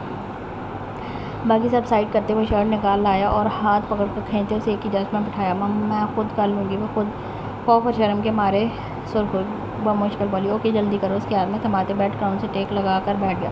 वो जल्दी से बाथरूम में घुस गई। मुबादा वो हैवान फिर से वही चेंज करने को ना कह देता। अंदर आकर शावर ऑन करते उसके नीचे खड़ी हुई आवाज़ रोती थी। कहाँ फंस गई थी वो? ऐसा कौन सा गुनाह किया था जिसकी सज़ा उसे इस दरिंदे की सूरत में मिली थी? अभी तो उसकी अपनी उम्र खेलने की थी और वो इसके जिस्म से खेल रहा था। यही सोचते रोने में रवानी आई। शिद्दत की वजह से एक चीख निकली जिसे वो मुंह पर हाथ रख के दबा गई। वो जानबूझकर ज़्यादा देर लगाने लगी ताकि वो सो जाए। जब काफ़ी देर गुजर गई, शर्ट पहनते, बालों को टॉवल में लपेटती आहिस्ता से दरवाज़ा खोलकर बाहर आई। वो बेड पर ऊंधे मुँह गिरा बड़ी गहरी नींद में था। एक हाथ तकिए पर दूसरा बेड से नीचे ढलका हुआ था। जमील को यकीन नहीं आया कि वो बिना उसे तंग किए इतने आराम से सो गया। खैर तंग तो उसने किया था, लेकिन वैसे नहीं जैसे कल रात किया था। यही सोचकर शुक्र अदा करती है आहिस्ता से दरवाजे की जानिब आई और बिना आवाज़ खोलकर आहिस्ता से बाहर आई और खुलकर सांस लिया। घर पूरा बंद था जिसकी वजह से बाहर की सर्दी का असर अंदर कुछ खास नहीं था। एक नज़र यहाँ वहाँ देखती बेड बड़ी विंडो साइड आई जहाँ दिन में पहाड़ों का खूबसूरत मंजर दिखाई देता था, लेकिन वहाँ 2 डाकू हाथ में बड़ी सी बंदूक पकड़े सीधे खड़े थे। जिन देख जमल की सांस सीने में अटक गई। वो जल्दी सोफे पर आकर बैठ गई। पहले तो सांस नॉर्मल करती रही, लेकिन जल्दी उसे भी नींद आने लगी। वहीं पड़ा कुशन उठाकर एक साइड पर रखते लेट गई और जल्दी नींद की गहरी वादियों में जा गिरी। वो कितनी देर एक ही पोजीशन में लेटे सोता रहा, जब नींद में ही अपना हाथ यहाँ वहाँ मारा, लेकिन वो नहीं थी। पाशा की आंख झट से खुली, लेकिन वो रिलैक्स था। पाशा से बचकर निकलना उसके लिए नामुमकिन था, लेकिन वो बाहर भी क्यों गई यही सोचकर बाहर आया जहाँ वो सोफे पर शब खाबी के मज़े लूट रही थी। उसे देखकर एक दिलकश मुस्कुराहट उसके लबों पर आन ठहरी। मेरी छोटी सी वाइफ नींद में भी मुझसे दूर जाने की कोशिश। उसकी जानब देखकर मुस्कुराता आगे आया और एक नज़र उल्टी पड़ी हुई अपनी बीवी को देखा। उसे टांगों से पकड़कर एक ही जस्ट में सीधा किया, जिस पर वो हड़बड़ाकर उठी, लेकिन पाशा ने उसके कंधों को पुश करते वापस पीछे तकिए पर धकेला और उसकी टांगें पकड़कर सीधी की जो उसने उसे देखते ही फोल्ड कर ली थी। वो इसके ऊपर गटार के माना छाते उसकी आवाज़ भागता कर गया। कहा था दूर भागोगी तो और पास आऊँगा, अब ऐसे ही सो जाओ, कहते हुए इसी के सीने पर सब टिकाते आंखें मूंद गया। नींद में तो वो पहले ही था, इसलिए जल्दी दोबारा सो गया, लेकिन इसे अपने इतने करीब देखकर जमल को काफ़ी देर नींद नहीं आई थी और हिलकर उसकी नींद भी ख़राब नहीं कर सकती। तभी एक लंबा सांस लेती इसी तरह लेटी रही और आखिर नींद ने भी उसे आ लिया। दोनों बेसुध पड़े गहरी नींद में थे जब बाहर से दरवाज़ा किसी ने नॉक किया। पाशा याकूत की आवाज़ पर वो थोड़ा कसमसाया, लेकिन वह ऐसे ही सोती रही। हाथ उसके सर के बाल सख्ती से जकड़े हुए थे। ये हरकत वो जागते में मरकर भी न करती। इसी पर पाशा के लबों पर एक दिलकश मुस्कुराहट आन ठहरी। वो गहरी नज़र उसके चेहरे पर जमाए ऊपर उसके कान के करीब आया। बाल छोड़ो, मुझे काम पर जाना है। वो जवाब तक गहरी नींद में थी। इसकी गर्म सांसों की तपश अपने कान पर महसूस करती जल्दी से बढ़ाकर उठी और झट से उसके बाल छोड़े। वैसे बोलते हुए लिप्स हल्के से उसके लिप्स से टच किए। तुम बहुत खूबसूरत हो। इसकी बात पर वो नासमझी से उसे देखने लगी। उसे क्या पता था उसकी गहरी नींद का वो किस हद तक जायज़ फ़ायदा उठा गया था। अगली बार अगर कमरे में दूर होने की कोशिश की तो याद रखना, इसी थोड़ी सी जगह में तुम्हारी जान निकालूंगा और मेरा तरीका तुम हमारी गोल्डन नाइट पर देख चुकी हो। ना चाहते हुए भी इसका लहजा सख्त हुआ था। उसकी थोड़ी सी दूरी भी वो बर्दाश्त नहीं कर पा रहा था। वो डर के मारे भी सख्त और सारा स्वाद में हिलाने लगी। उठो, मेरे कपड़े निकालो, लेट हो रहा है। एक ही जस्ट में उठता इस पर हुक्म सादर करता रूम में चला गया। उसकी जाती ही जिम्मल ने एक लंबा सांस लिया। लोफर काम तो ऐसे कह रहे जैसे बहुत बड़े बिजनेस चल रहे हैं उसके। वो मुंह बसूरती पीछे पीछे आई और वार्डरोब खोले इसके कपड़े निकालने के अंदर से पानी गिरने की आवाज़ आ रही थी। अब ये दूँ कैसे? वहीं खड़े खड़े सोचने लगी जब वहीं अंदर से बोल पड़ा, कपड़े नहीं दोगी तो मुझे ऐसे ही बाहर आने में कोई प्रॉब्लम नहीं है। उसकी आवाज़ पर जिम्मल एक पल कांपी। वो बेशरम कहीं सच में ही ना आ जाता बाहर। जब आज ऐसा कदम उठाती वाशरूम तक आई और हल्का सा दरवाज़ा नॉक किया। वो एक आदमी को गर्दन से पकड़कर घसीटता डेरे के जाना भी आ रहा था जब पामी रात में काफ़ी कम आग पकड़े रूम से बाहर निकला। ट्राउज़र की जेब में हाथ डाले, मग लबों से लगाया, चेहरे पर एक दिलकश मुस्कुराहट आन ठहरी। बल्लास ने इस आदमी को एक जानब फेंकते गन निकाली और पल की पल सारी गोलियां इसके भेजे में खाली कर दी। वो आदमी वहीं का वहीं ढेर हो गया। मीर बख्श करख्त आवाज़ में अपने मुलाजिम को लाया जो इसकी आवाज़ पर दौड़ता हुआ जी साईं, इसकी लाश पहाड़ों में फेंक दो कि जैसे उसने इस औरत का जिस्म नोचा वैसे उसका जिस्म भी चील कवे नोच लें। साला बेगैरत इसके पेट पर लात मारते ऊपर आया और आते सोफे पर धप से बैठ गया। ये उसकी बहन से कब निकाह किया तुमने? एक आईब्रो उचकाते उसके सामने बैठ कर सवालिया पूछा। मतलब बल्लास को इसकी बात समझ नहीं आई। अभी तो कहा साला, इसी का लफ्ज़ याद करवाया। उफ, बल्लास का दिल किया सर पीट ले। सुबह सुबह दिमाग सटक चुका है आपका। इसके हाथ से काफ़ी कम आग पकड़ते अपने लबों से गाया। पामीर ने कहा जाने वाली नज़रों से उसे देखा। सुदैस पामीर, साईं के लिए काफ़ी के बजाय ठंडा पानी लो, मीटर शॉर्ट हो रहा है इनका। वह एकदल जिल्दन मुस्कुराहट इसकी जानिब उछालते मज़े से काफ़ी के घूंट बनने लगा। कमीने मेरी काफ़ी थी ये। वो खुलस कर बोला, अच्छा मुझे नहीं पता था, थैंक्स बताने के लिए। वो भी आगे से लीड बना। इससे पहले पामीर इसकी दुर्गत बनाता या कुछ वहाँ आ गया और दोनों को एक घूरी दी। दोनों ऊँट जितने कद निकाल चुके हो और हरकत बच्चों वाली हैं। दोनों को आड़े हाथों लेते डपटा। तो कुछ सोच लें हमारा भी, हम भी कमारे ही मरेंगे क्या? बल्लास दांत पीस कर बोला। उसे कुछ ज़्यादा जल्दी थी शादी की, लेकिन उसकी बात पर याकूत ने उसे घूरा। हाँ, मेरे घर तो जैसे 4 बीवियाँ बैठी हैं जो तुम्हारी करवा दूँ, तड़क कर जवाब दिया। वो बज़ाहिर सादा मिजाज का बंदा था। शादी जैसी चीज़ से कोई गर्ज नहीं था। वो सिर्फ अपने काम में मगन रहता था। इसकी छोटी सी दुनिया में वो और इसका कत्लो गारत वाला पेशा, बस ये थी याकूत मिर्ज़ा की ज़िंदगी। वहीं पामीर जो था तो संजीदा मगर बर्लास जो इनमें सबसे छोटा था, 22 साल का, अफलातून, शैतानी दिमाग और हरकतें तौबा तौबा। वो आए दिन एक नई लड़की पर लाइन मारता था, लेकिन ये समझता कि सीरियस किसी को ना लेता। इसके साथ दोनों पाशा के छोटे भाई थे, लेकिन एक दूसरे के सबसे बड़े दुश्मन। आने दो भाई को, बताऊंगा तुमने एक बंदा मारा है। खुदान 20 करोड़ से धमकाने लगा। बर्लास को पाशा इन कामों से दूर ही रखता था, लेकिन फिर भी आए हफ्ते किसी न किसी को ठोक देता। शुरू दिन से ही बंदूकों के बीच पला बड़ा ये नौजवान अब बंदूकों से इश्क कर बैठा था। ही बता देना, वो हमेशा की तरह बोलेंगे बर्लास ना किया करो, और मैं बोलूँगा ओके भाई, और बस बात ख़त्म। वो आज डांटते अपने नॉर्मल अंदाज बोला कि पामीर का खून जल कर रह गया। ये साइड पाशा कभी बर्लास पर चिल्लाता नहीं था, उसकी हर गलती शुरू दिन से माफ़ कर देता था। उसने माँ बाप दोनों बनकर पाला था, इसलिए सबसे लाडला भी यही था इसका। लंदन से आए उसे 1 हफ़्ता होने को था, लेकिन दोस्तों के मेल मिलाप में वो अब तक इन्हीं में फंसी हुई थी। गाड़ी पोज में खड़ी करते मुंह में च्युइंगम चबाती नीचे उतरी। साथ ही इसका फ़ोन रिंग करने लगा। पॉकेट से निकालते स्क्रीन पर जगमगाता नाम देखा और रिंग पूरी होने से पहले कॉल पे की। उफ मिशी, क्या सबक सिखाया तुमने इस साइल के बच्चे को। बड़ा फ़न खान बन रहा था। कॉल पिक करते आगे से हमारा की चहकती आवाज़ गूंजी। तो तुमने मशाइम कदीर जिलानी को हल्का समझ रखा है क्या? अभी तो इसके पूरे ख़ानदान को नाको चन्ने चबवा दिए, तो मेरा नाम बदल देना। फ़ोन पर बात करते हुए अंदर दाखिल हो रही थी जब सामने से आती मुलाजमा से टकरा गई, जिसके हाथ में पकड़ा जूस का जग छलक कर मिशी के कपड़ों पर जा गिरा। ओ माय गॉड, जाहिल गवार तो मंदी हो, अपना ड्रेस ख़राब होते देखो बुरी तरह से इस पर चलाई। इसी फलसफा बेगम भी वहीं आ गई। क्या हुआ, क्यों घर में दाखिल होते चीखना शुरू हो गई हो? ये देखिए, इस गवार ने मेरा पूरा ड्रेस ख़राब कर दिया। वो यहाँ खड़ी चिल्ला रही थी जब फ़ोन की दूसरी जानब हमारा हेलो हेलो करती रह गई। सफा बेगम ने एक नज़र उसके सरापे पर डाली। डार्क मरून रंग का छोटा सा ड्रेस, जिसका गला बेहद डीप और नीचे से भी टांगों को पूरी तरह से छुपाने में नाकाम हो रहा था। बाजू वो तो थी ही, वरना बाजू के नाम पर धब्बा सिर्फ एक पतली सी डोरी जो सीने से होती बैक साइड पर जा रही थी। तुम जाओ, मुलाजमा को भेजती, वो अपनी बेटी के मुकाबले इस तरह के ड्रेस पर जूस नहीं तेजाब गिरना चाहिए था। उनका लहजा काटदार था जो मिशी में एक आग ही भड़का गया। एक आप और आपकी दकियानूसी सोच, करख लहजे में बोलती ऊपर अपने कमरे में चली गई। इसकी कभी अपनी माँ से बेटी वाली नहीं बनी थी। इसका इतना बोल्ड होना ज़रा भी नहीं बात था, लेकिन कदीर जिलानी की छूट ने उसे एक वाहियात किस्म की अयाश परस्त लड़की बना दिया था। या अल्लाह, मेरी बेटी को बुरे लोगों से महफूज फरमा, हिदायत के रास्ते पर ले आ। दिल ही दिल में दुआइया कलमात कहती अपने रूम में चली गई। इसका दिल ज़ोर ज़ोर से धड़क रहा था। एक ही डर था कहीं वो अब ना कुछ खा दे, लेकिन पाशा ने सिर्फ हाथ बढ़ाया और कपड़े पकड़ लिए। जिमल शुक्र अदा करती वापस बेड तक आई और पाँव लटकाए एक हाथ को मुंह में लिए नाखन चबाने लगी। तभी वो टॉवल से सर साफ करता बाहर निकला। उसे शर्टलेस देख जिमल ने आंखों पर हाथ रखा। उसकी ये हरकत पाशा ने भी नोट की, लेकिन सिर्फ मुस्कुरा कर रह गया। फाइनल खुद पर परफ्यूम स्प्रे करते वॉच पहनी जो दिखने में ब्रांडेड थी। वह डाकू भी ब्रांडेड वॉच पहनते। इंटरेस्टिंग। मुँह में बड़बड़ाती जो नज़रों से उसे देख लगी। सच तो ये था कि इसकी खूबसूरती जिमल को अपनी जानब माहिर करने लगी थी। उसकी पर्सनैलिटी कहीं से भी ऐसी नहीं थी कि उसे देखकर कोई इसका पेशा लूट मार वाला बता सके, लेकिन देखते ही देखते उसने हाथ में एक अजीब सी ब्रेसलेट पहना। लग तो अच्छा रहा था, लेकिन इस पर बनी इंसानी खोपड़ी देख जिमल को इस पर जी वार करता हुआ आया। आखिर था तो डाकू ही, इसी जाल से अपनी पहचान करवाएगा। नाखन खाना बंद करो, चलो ब्रेकफास्ट बना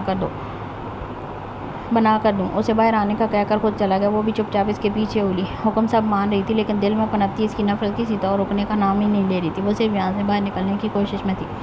जैसे ही मौका मिलता वो यहाँ से भाग निकली। कुछ ही देर में उसने अंदर अंडा फ्राई करके उसके सामने रखा। यही सेम ब्रेकफास्ट उसने अपने लिए बनाया, जिससे वो अब सामने बैठा फिनिश कर रहा था। वो मुझे कुछ सामान चाहिए। काफ़ी देर खामोश रहने के बाद हिम्मत करती बोला, क्या चाहिए? सवाल ही पूछा। कुछ कपड़े और बोलते बोलते रुकी। और पाशा की आईब्रो की और कुछ पर्सनल सामान है। बोलते हुए वो हिचकिचा रही थी। जब पाशा उसकी हालत से महसूस हुआ, ओके लिख कर दे दो, ला दूंगा कहकर फिर से अंडे के साथ इंसाफ करने लगा। आप ला आएंगे? वो यकटक उसे देखते मुंह खोल कर बैठी। तो सामान खुद चल कर आएगा। आईब्रो उचका दे थोड़ी सख्त लहजे में बोला ना नहीं, लेकिन वो कुछ बोलने लगी जब पाशा ने नज़रों से उसे चुप करवाया और नैपकिन से होंठ साफ करता फ़ोन और गाड़ी की चाबी उठाता बाहर चलेगा, लेकिन बाहर का दरवाज़ा लॉक करना नहीं भूला था। इसकी जाती जिमल ने गहरी सांस ली, जैसे कब से बंद हो करने को कुछ था नहीं। तो शावर लेने चली गई, वरना थोड़ी शर्म करती डाइनिंग टेबल पर पड़े बर्तन धो देती। वार्डरोब खोले वो मुसलसल 1 घंटा सारी शर्ट्स को उथल पुथल कर देखती रही, लेकिन एक भी ऐसी नहीं थी जो इसके पूरी जिस्म को ढांप सके। लेकिन तभी नज़र नीचे स्टैंड पर गई, जहाँ सारी पैंट सलीके से प्रेस हुई रखी थी। शर्ट के साथ मैजिक की पैंट निकालते वॉशरूम में घुस गई। तुम जानते हो पाशा के जितने बड़े बड़े जुर्म तुमने किए हैं ना, पुलिस 1 सेकंड नहीं लगाएगी तो भी शूट करने में। सोफे पर बैठे दोनों हाथ बांधे उसे याद दहानी करवा रहे थे, जो इन सब में कितने अरसे पहले का खिलाड़ी था, जिसकी खतरों से दोस्ती हो चुकी थी। और पुलिस उसे तो आए दिन भगा कर मारता था, अपने पीछे जानता जानता हूँ, लेकिन ये भी जानता हूँ कि जो काम कोई नहीं कर सकता वो काम पाशा कर सकता है। वो भी सोफ़े पर टांग चढ़ाए बैठा, रौब से बोला। हाथ में सिगरेट जल रही थी। वो जलाने के इतने इसरार करने पर खुद चल कर आया था, वरना वो कभी किसी के पास नहीं आता था। वो कुआँ था और सब इसके प्यासे, इनकी प्यास उनको खुद उसके पास ले आती थी। पाकिस्तान में हर बड़ा बंदा अंदर ही अंदर कोई ना कोई कांड करता था, चाहे वो पैसों का हो या किसी को अपने रास्ते से हटाने का, लेकिन अपनी पोजीशन वो वेस्ट नहीं करना चाहते थे। अवाम के सामने उनकी एक रेपो थी जिसे किसी भी हाल में बरकरार रखना था। खुद को अच्छा दिखाने के लिए साथ अपना रास्ता साफ़ करने के लिए एक माहिरगीर बंदे की ज़रूरत थी, और वो पाशा था जो ना सिर्फ अपना काम करवाते, साथ ही पुलिस का मुँह भी बंद रखते। इसकी ज़रूरत उनको ही होती थी, वरना पाशा बे को किसी के सपोर्ट की ज़रूरत ना थी। जानता हूँ बहुत अच्छे से। वैसे इस लड़की का क्या बना, कब ला कर दे रहे हो इसे? सवालिया पूछा। तस्वीर दिखाएं कोई?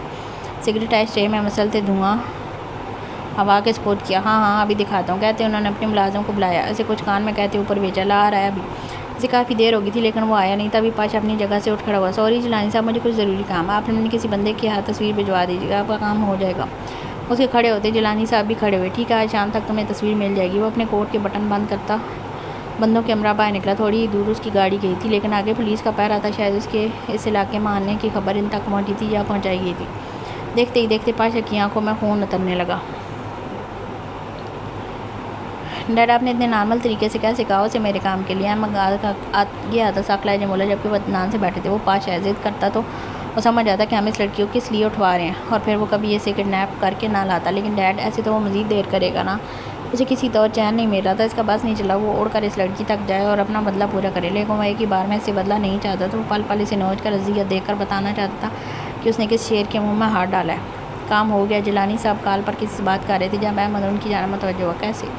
उनके माथे पर शिकने उभरी। गद्दे के गद्दे रहना, सारी ज़िंदगी नालायक रहना साले।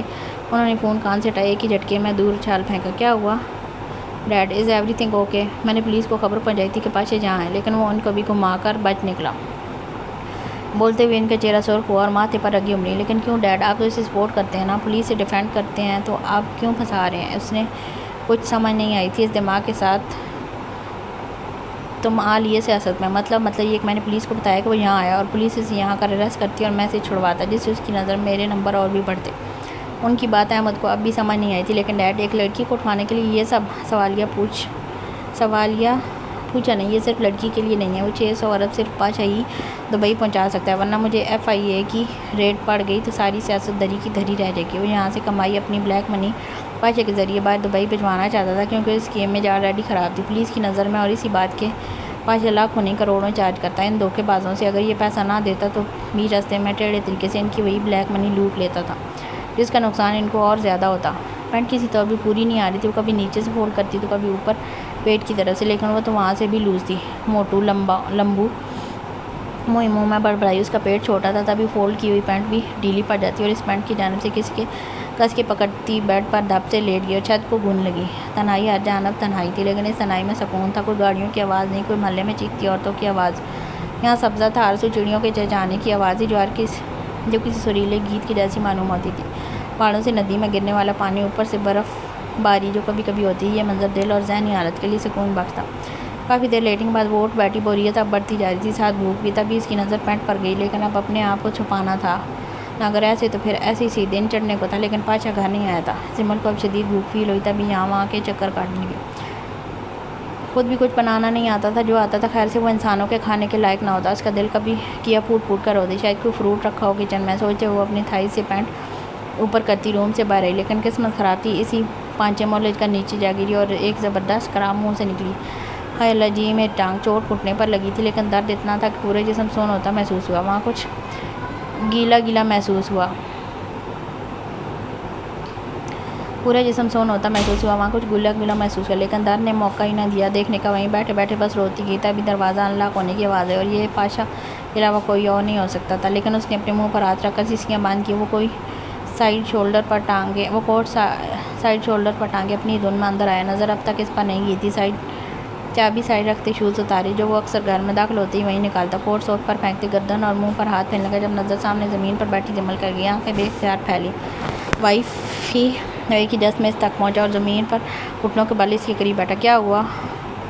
आज ओके से बाजू से पकड़ा, सीधा किया। ये वो दरिंदा नहीं था जो इसे अवानों वाला सलूक कर रहा था। वो तो एक केयरिंग शोर मालूम हो रहा था। लहजे में दुनिया भर की मोहब्बत से आ सिमटी थी। जमल को शिद्दत से रोना आया। वो वहीं बैठी हिचकियों में रो दिया। अरे मेरी जान क्या हुआ बताओ तो, ऐसे सीने से लगाते प्यार से पूछा। चोट लगी है, सू करती टांग की जानिब इशारा करने लगी। वट कैसे दिखाओ, टांग पर हाथ फेरते देखने लगा। तभी उसे हाथ पर कुछ गीला महसूस देखा तो वो खून था। रोज़ खून की होली खेलने वाला जिमल का थोड़ा सा खून देकर बुखला उठा था। पाशा उसे गोद में उठाए सोफ पर लाई। या ये कैसे लगवा ली तुमने?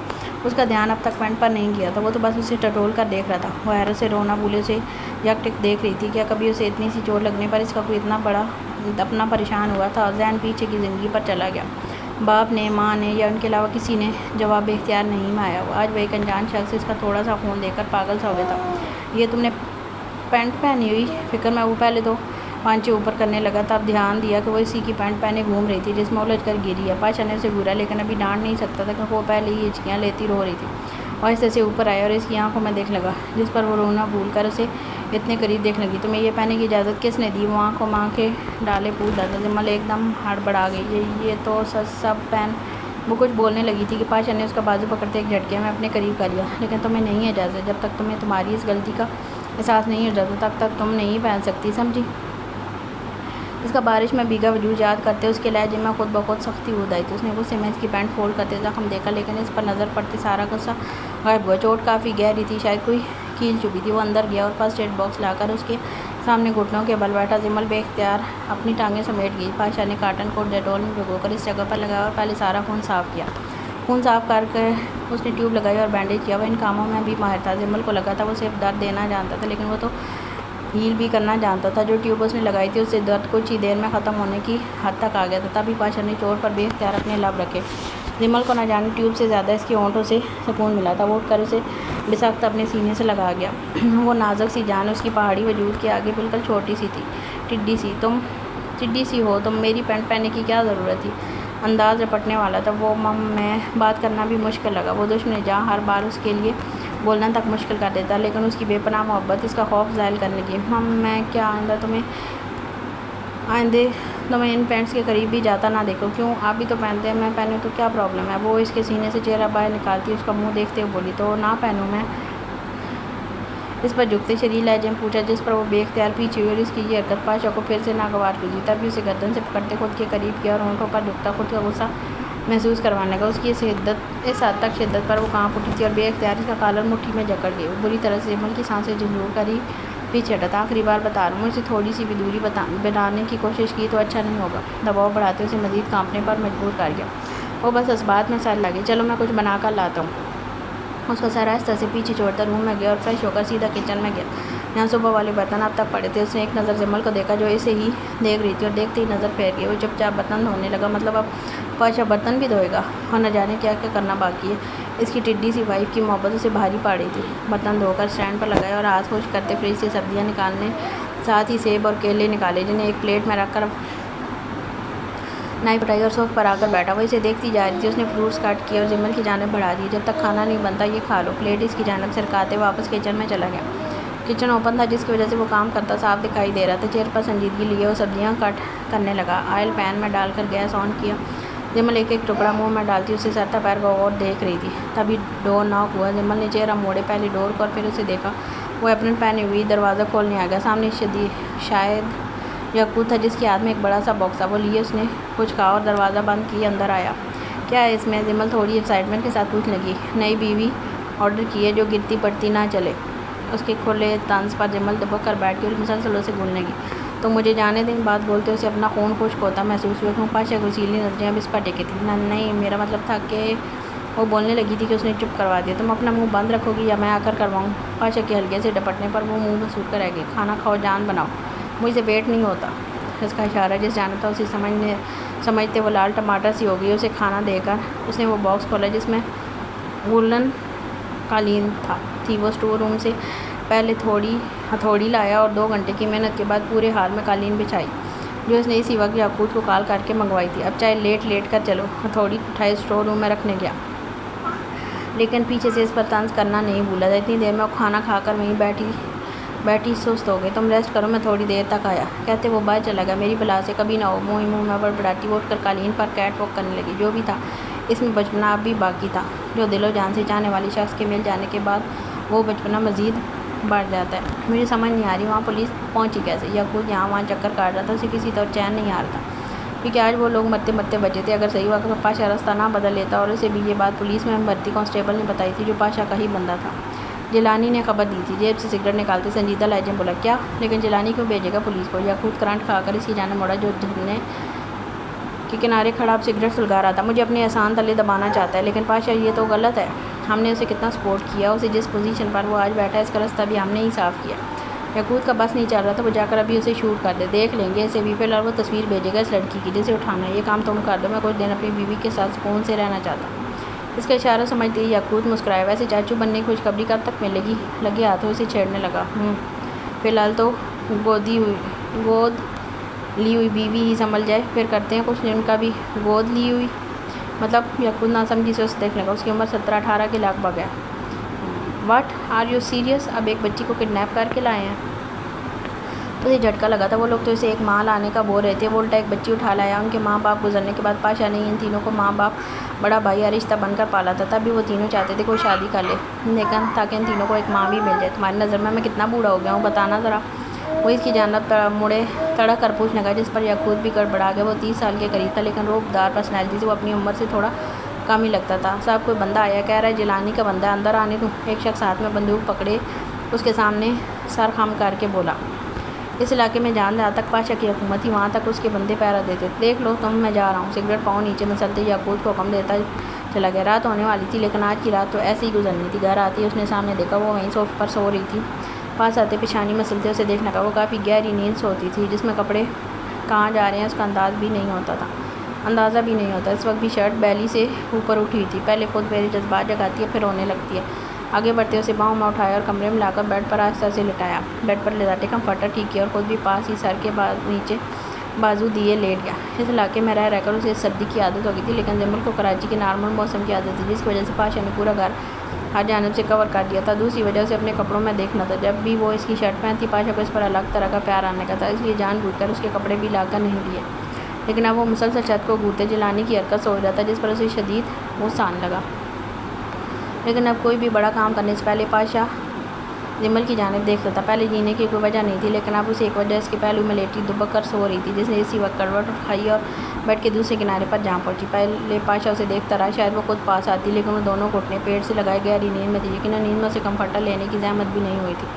अब तक जो पाशा नोट कर पाया था वो ये कि जिमल की नींद काफ़ी गहरी थी। आधा नींद में भी दूर जाने की कोशिश। पाशा ने मुँह बसूरते हाथ उसकी जानिब बढ़ाया और इसे अपनी जानिब खींचा। वो हल्की सी तो थी, तिनके की तरह खींचती चलिए, लेकिन नींद अब भी ख़राब नहीं हुई थी। मजाल है जो थोड़ी सी भी कसमसाई हो, इसे अपने साथ लगाते कम्फर्टर अच्छे से ढांपा। उसकी सर्दी थोड़ी कम होने लगी थी। इसका चेहरा बिल्कुल इसके करीब था। होंठों पर नज़र पड़ते अपना ज़ब्त को बैठा और गर्दन पर पकड़ते खुद मज़ीद करीब किया। साथ ही इन पर झुकते उसकी सांस रोकी, जिससे वो हल्की सी कसम खाई। लेकिन पाशा जैसे बच्चा फीडर पीता है, वैसे वो इसकी सांसों से पीने लगा था। उसकी शिद्दत बढ़ती गई और हरकत नीचे टांगों पर हुई, जो जिमल की टांग पर जा लगी, जिससे वो नींद में थोड़ी करहई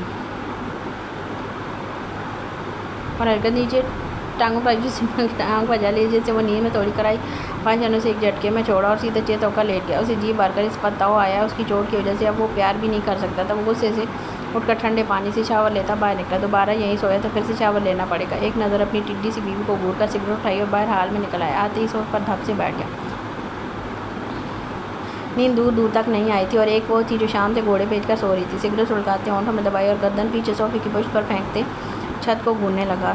क्या था उसकी ज़िंदगी का मकसद? वो एक गैंगस्टर था, लोगों को मारता था, पैसे लेकर मुल्क में बम धमाके करता था। पुलिस आए दिन उसे पकड़ने के लिए उसके इलाके पहुंची होती थी, लेकिन हमेशा मुँह की खाकर जाती। उसकी दहशत पूरी एशिया की डार्क वर्ल्ड पर छाई हुई थी और ये बात जिमल नहीं जानती थी। वो इसे सिर्फ एक मामूली सा डाकू समझती थी और चाहता भी यही था कि वो यही समझे वो इसे। बॉस ये जिलानी साहब का बंदा देकर गया। याकूत कुर्सी पर बैठे गन्स की लिस्ट पर अंडरलाइन कर रहा था। एक बंदा हाथ में लिफाफा पकड़े इस तक आया। याकूत ने हाथ में लेते वो लिफाफा खोला, जिसमें लड़की की तस्वीर थी। वो देखने में नायत खूबसूरत थी। हेज़ल आंखों वाली, भूरे बाल, पठान जैसा गोरा ब्लश करता रंग। याकूत उसकी खूबसूरती देख के एक पाल को मबहूर सा हो गया, लेकिन जल्दी आंखें फेर गया। ठीक है पामीर और बल्ला से कहो इसका एड्रेस ढूंढे। पाशा ने हुक्म दिया। ये काम जल्दी होना चाहिए। इस पर हुक्म सादर करता फिर से अपने काम में जुट गया। वो शख्स भी अपना सर खम करता तस्वीर उठाकर चला गया। उन्होंने 2 हफ्ते पहले गन्स इम्पोर्ट करवाई थी, वो आज पहुँची थी, जिन्हें रीचेक याकूत कर रहा था। पाशा के बाद वही इंसाफ में बड़े ओहदे पर था, जिसका हुक्म सबके लिए पत्थर पर लकीर होता था और सारे मामलात वही देखता था।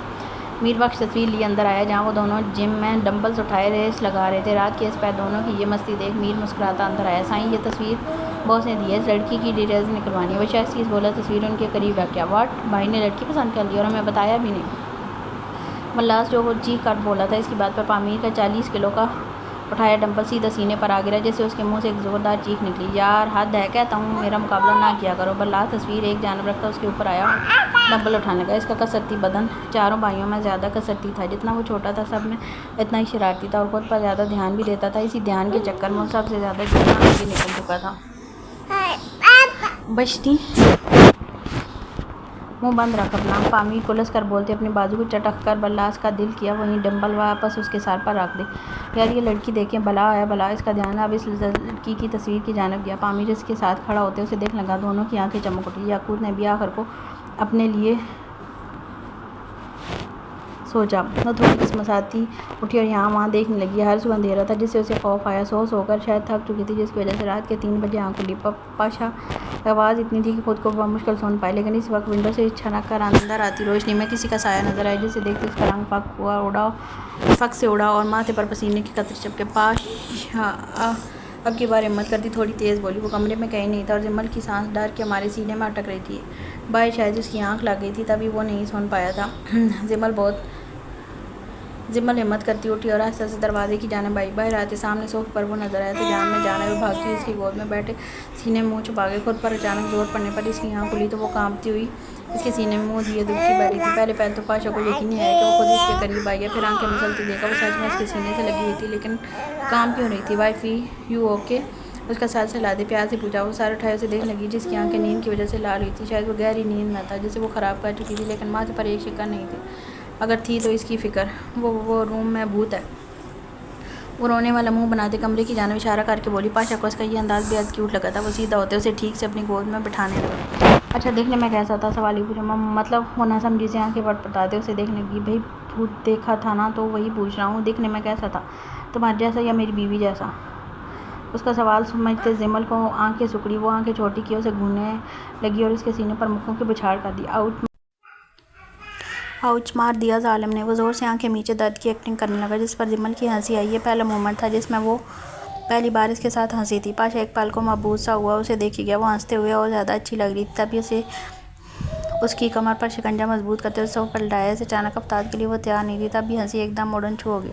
सच बताओ, चोट पर दर्द की एक्टिंग कर रही थी ना, ताकि मैं पास ना हूँ। इसकी हेजल आंखों में देखते भारी लहजे में बोला। ना नहीं, सच में दर्द हो रहा था। और अब सवालिया पूछा, और अब भी हो रहा है? बहुत दर्द हो रहा है। वो रोने की एक्टिंग कराने लगी। अच्छा दर्द हो रहा है? हाँ, कहते हुए इसके पेट पर गुदगुदी करने लगा। हाँ, स्टॉप इट। वो इसके हाथों को पकड़ने की कोशिश करते उसे रोकने लगी थी। जब पाशा ने इसी के दोनों हाथ सोफे के ऊपर पिन किया, तब उससे अपने जज्बातों को कंट्रोल करने में कितनी तकलीफ में हूँ तुम्हें अंदाज़ा है। बोलते हुए उसका लहजा इतना बाहर था कि जिम्मल को अपनी रीढ़ की हड्डी सुन्न होती महसूस होने लगी। उसकी आंखें नींद की वजह से खुद पर जबर करने की वजह से ज़्यादा लाल थी। दोबारा ऐसा मत करना, वरना एक ही बार में सारा बदला निकालूंगा। बोलते ही और सीधा उसकी चेहरा पर रखते जिम्मल की सांसें बंद करवा गया। वो चेहरा ऊपर करती गहरी सांस लेने लगी। वो धीरे धीरे उसके बदन पर हावी होता चला गया। कितनी देर उसके बदन से सुकून हासिल करने के बाद उसे खुद में भेज गया। तुम्हें पता है, तुम इस दुनिया खूबसूरत तरीन औरत हो। इसकी बात पर जिम्मल ने मुंह उठाकर उसे देखा। वाकई? जैसे यकीन दहानी चाहिए हो। हाँ वाकई। उसकी पेशानी चूमते यकीन दिलाया। लेकिन मामा को तुम्हें कभी अच्छी नहीं लगी? बोलते हुए उसकी आंखें नाम हुई, जिस पर पाशा ने उसे बाजू से पकड़कर थोड़ा ऊंचा ऊपर खींचा और बारी बारी उसकी दोनों आंखों को चुमा। नहीं, मुझसे पूछो, मेरे लिए क्या हो तुम? क्या हूँ मैं आपके लिए? वो दोनों कोहनी उसके सीने पर टिकाए लाड से पूछने की भूल गई थी कैसे इस शख्स ने उसे अपनी ज़िंदगी में शामिल किया था। अगर इस वक्त कुछ याद था तो बस ये कि वो शख्स इससे मोहब्बत का इजहार कर रहा था, जो आज तक किसी ने नहीं किया था। वो जादूगर था, बेहद हसीन जादूगर। कैसे इतनी जल्दी उसे अपने शहर में जकड़ गया था। मेरी ज़िंदगी और मेरी आती जाती सांसें और मेरी मोहब्बत और मेरी चाहत और मेरा अकलौता इश्क। इस बात पर जिम्मल का दिल बाग बाग हुआ। अच्छा और? वो शरीर मुस्कुराहट लिए पूछ लेंगे। और मेरे बच्चों की जन्नत। इसके जवाब पर वो शर्म से लाल होती चेहरा उसके सीने में छुपा गई। नफरत का बादल छट रहा था। ये एक फितरी अमल था। वो ना चाहते हुए भी इससे नफरत बरकरार नहीं रख सकती थी। वो जैसे भी इसकी ज़िंदगी में आया, लेकिन उसे सबसे ज़्यादा चाह रहा था। इतनी चाहत जिम्मल ने अपनी 17 साल ज़िंदगी में कभी नहीं पाई थी। पाशा ने दोनों हाथ इसकी कमर के गिर बांधते उसे मज़ीद खुद में भेजा। वो थोड़ी देर में सो गई थी, जिस पर पाशा भी सुकून का सांस लेता आंखें मूंद गया। जिसे जल्दी नींद ने भी आ लिया।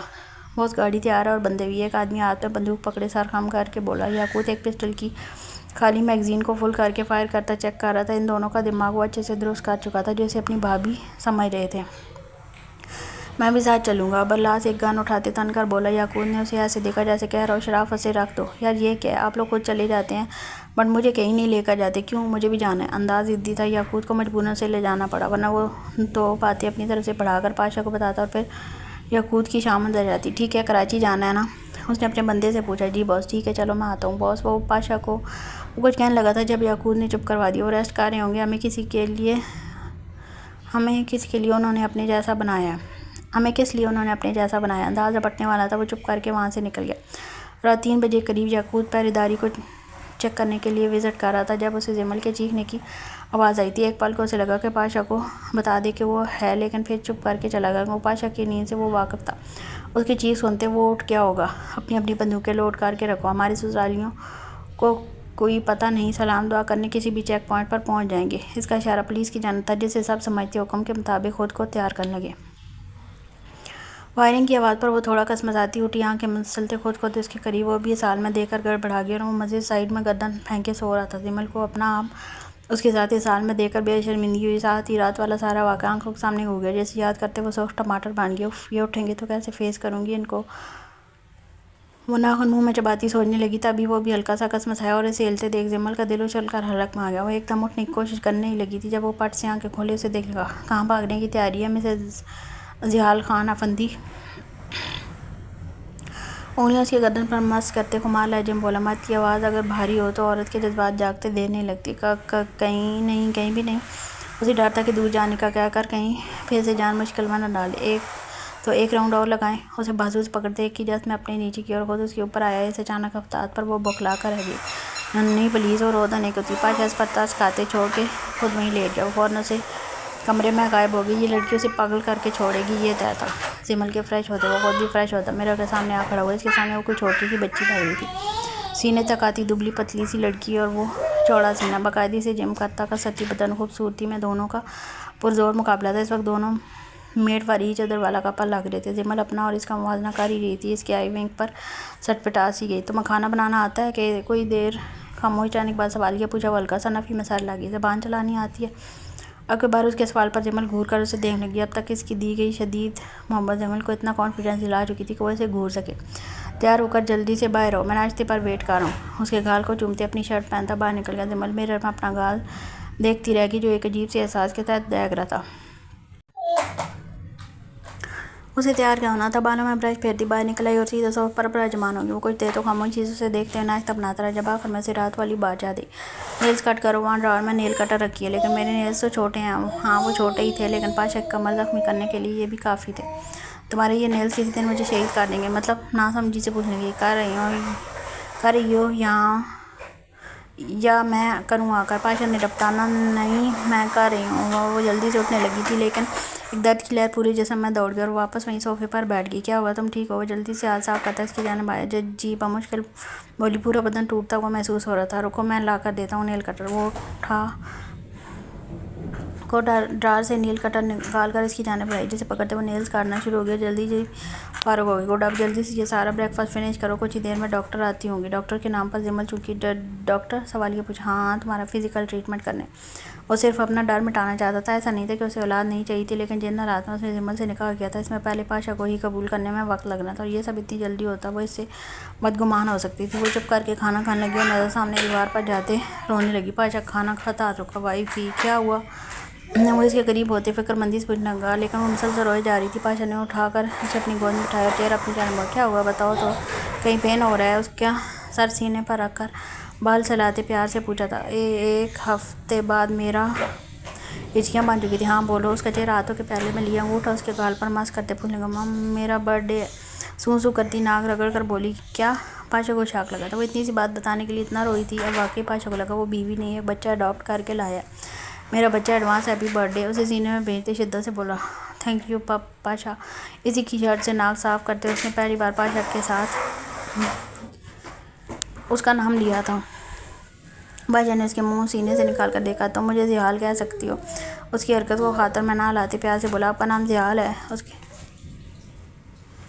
उसके सवाल पर पाशा सर पीट कर रह गया। वो 36 दफ़ा उसके सामने मिसेस जिहाल कह चुका था, लेकिन उसने अब तक गौर नहीं किया था। बस डाकू या पाशा के नाम से ही जानती थी। इतना प्यारा नाम है, हाँ, जिमल जिहाल।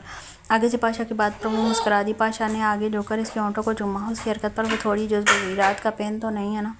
खाना खाते पूछा था। थोड़ा थोड़ा। रात डॉक्टर आती होंगी, वो कुछ मेडिसिन देंगी और दर्द यूँ गायब हो जाएगा। चुटकी बजाते कहा। उसकी बात पर सर हिलाकर फिर से खाना खाने लगी। लेकिन अपनी बर्थडे के करीब उसे फ़ात बहुत याद आई थी। इसकी माँ न सही, लेकिन इसका बाप हमेशा उसकी बर्थडे पर एटलीस्ट केक तो ले आता था। लेकिन पाशा ने भी बस सरसरी सा विश किया, वो भी 1 हफ्ता पहले। और बर्तन समेटने लगा। वो वैसे ही पेट पकड़े बैठी रही। मुझे बस थोड़ा सा काम है, मैं थोड़ी देर तक वापस आ जाऊँगा, लेकिन तुम उठोगी नहीं यहाँ से। उसे ताकीद करता, माथे पर प्यार करता बाहर निकल गया।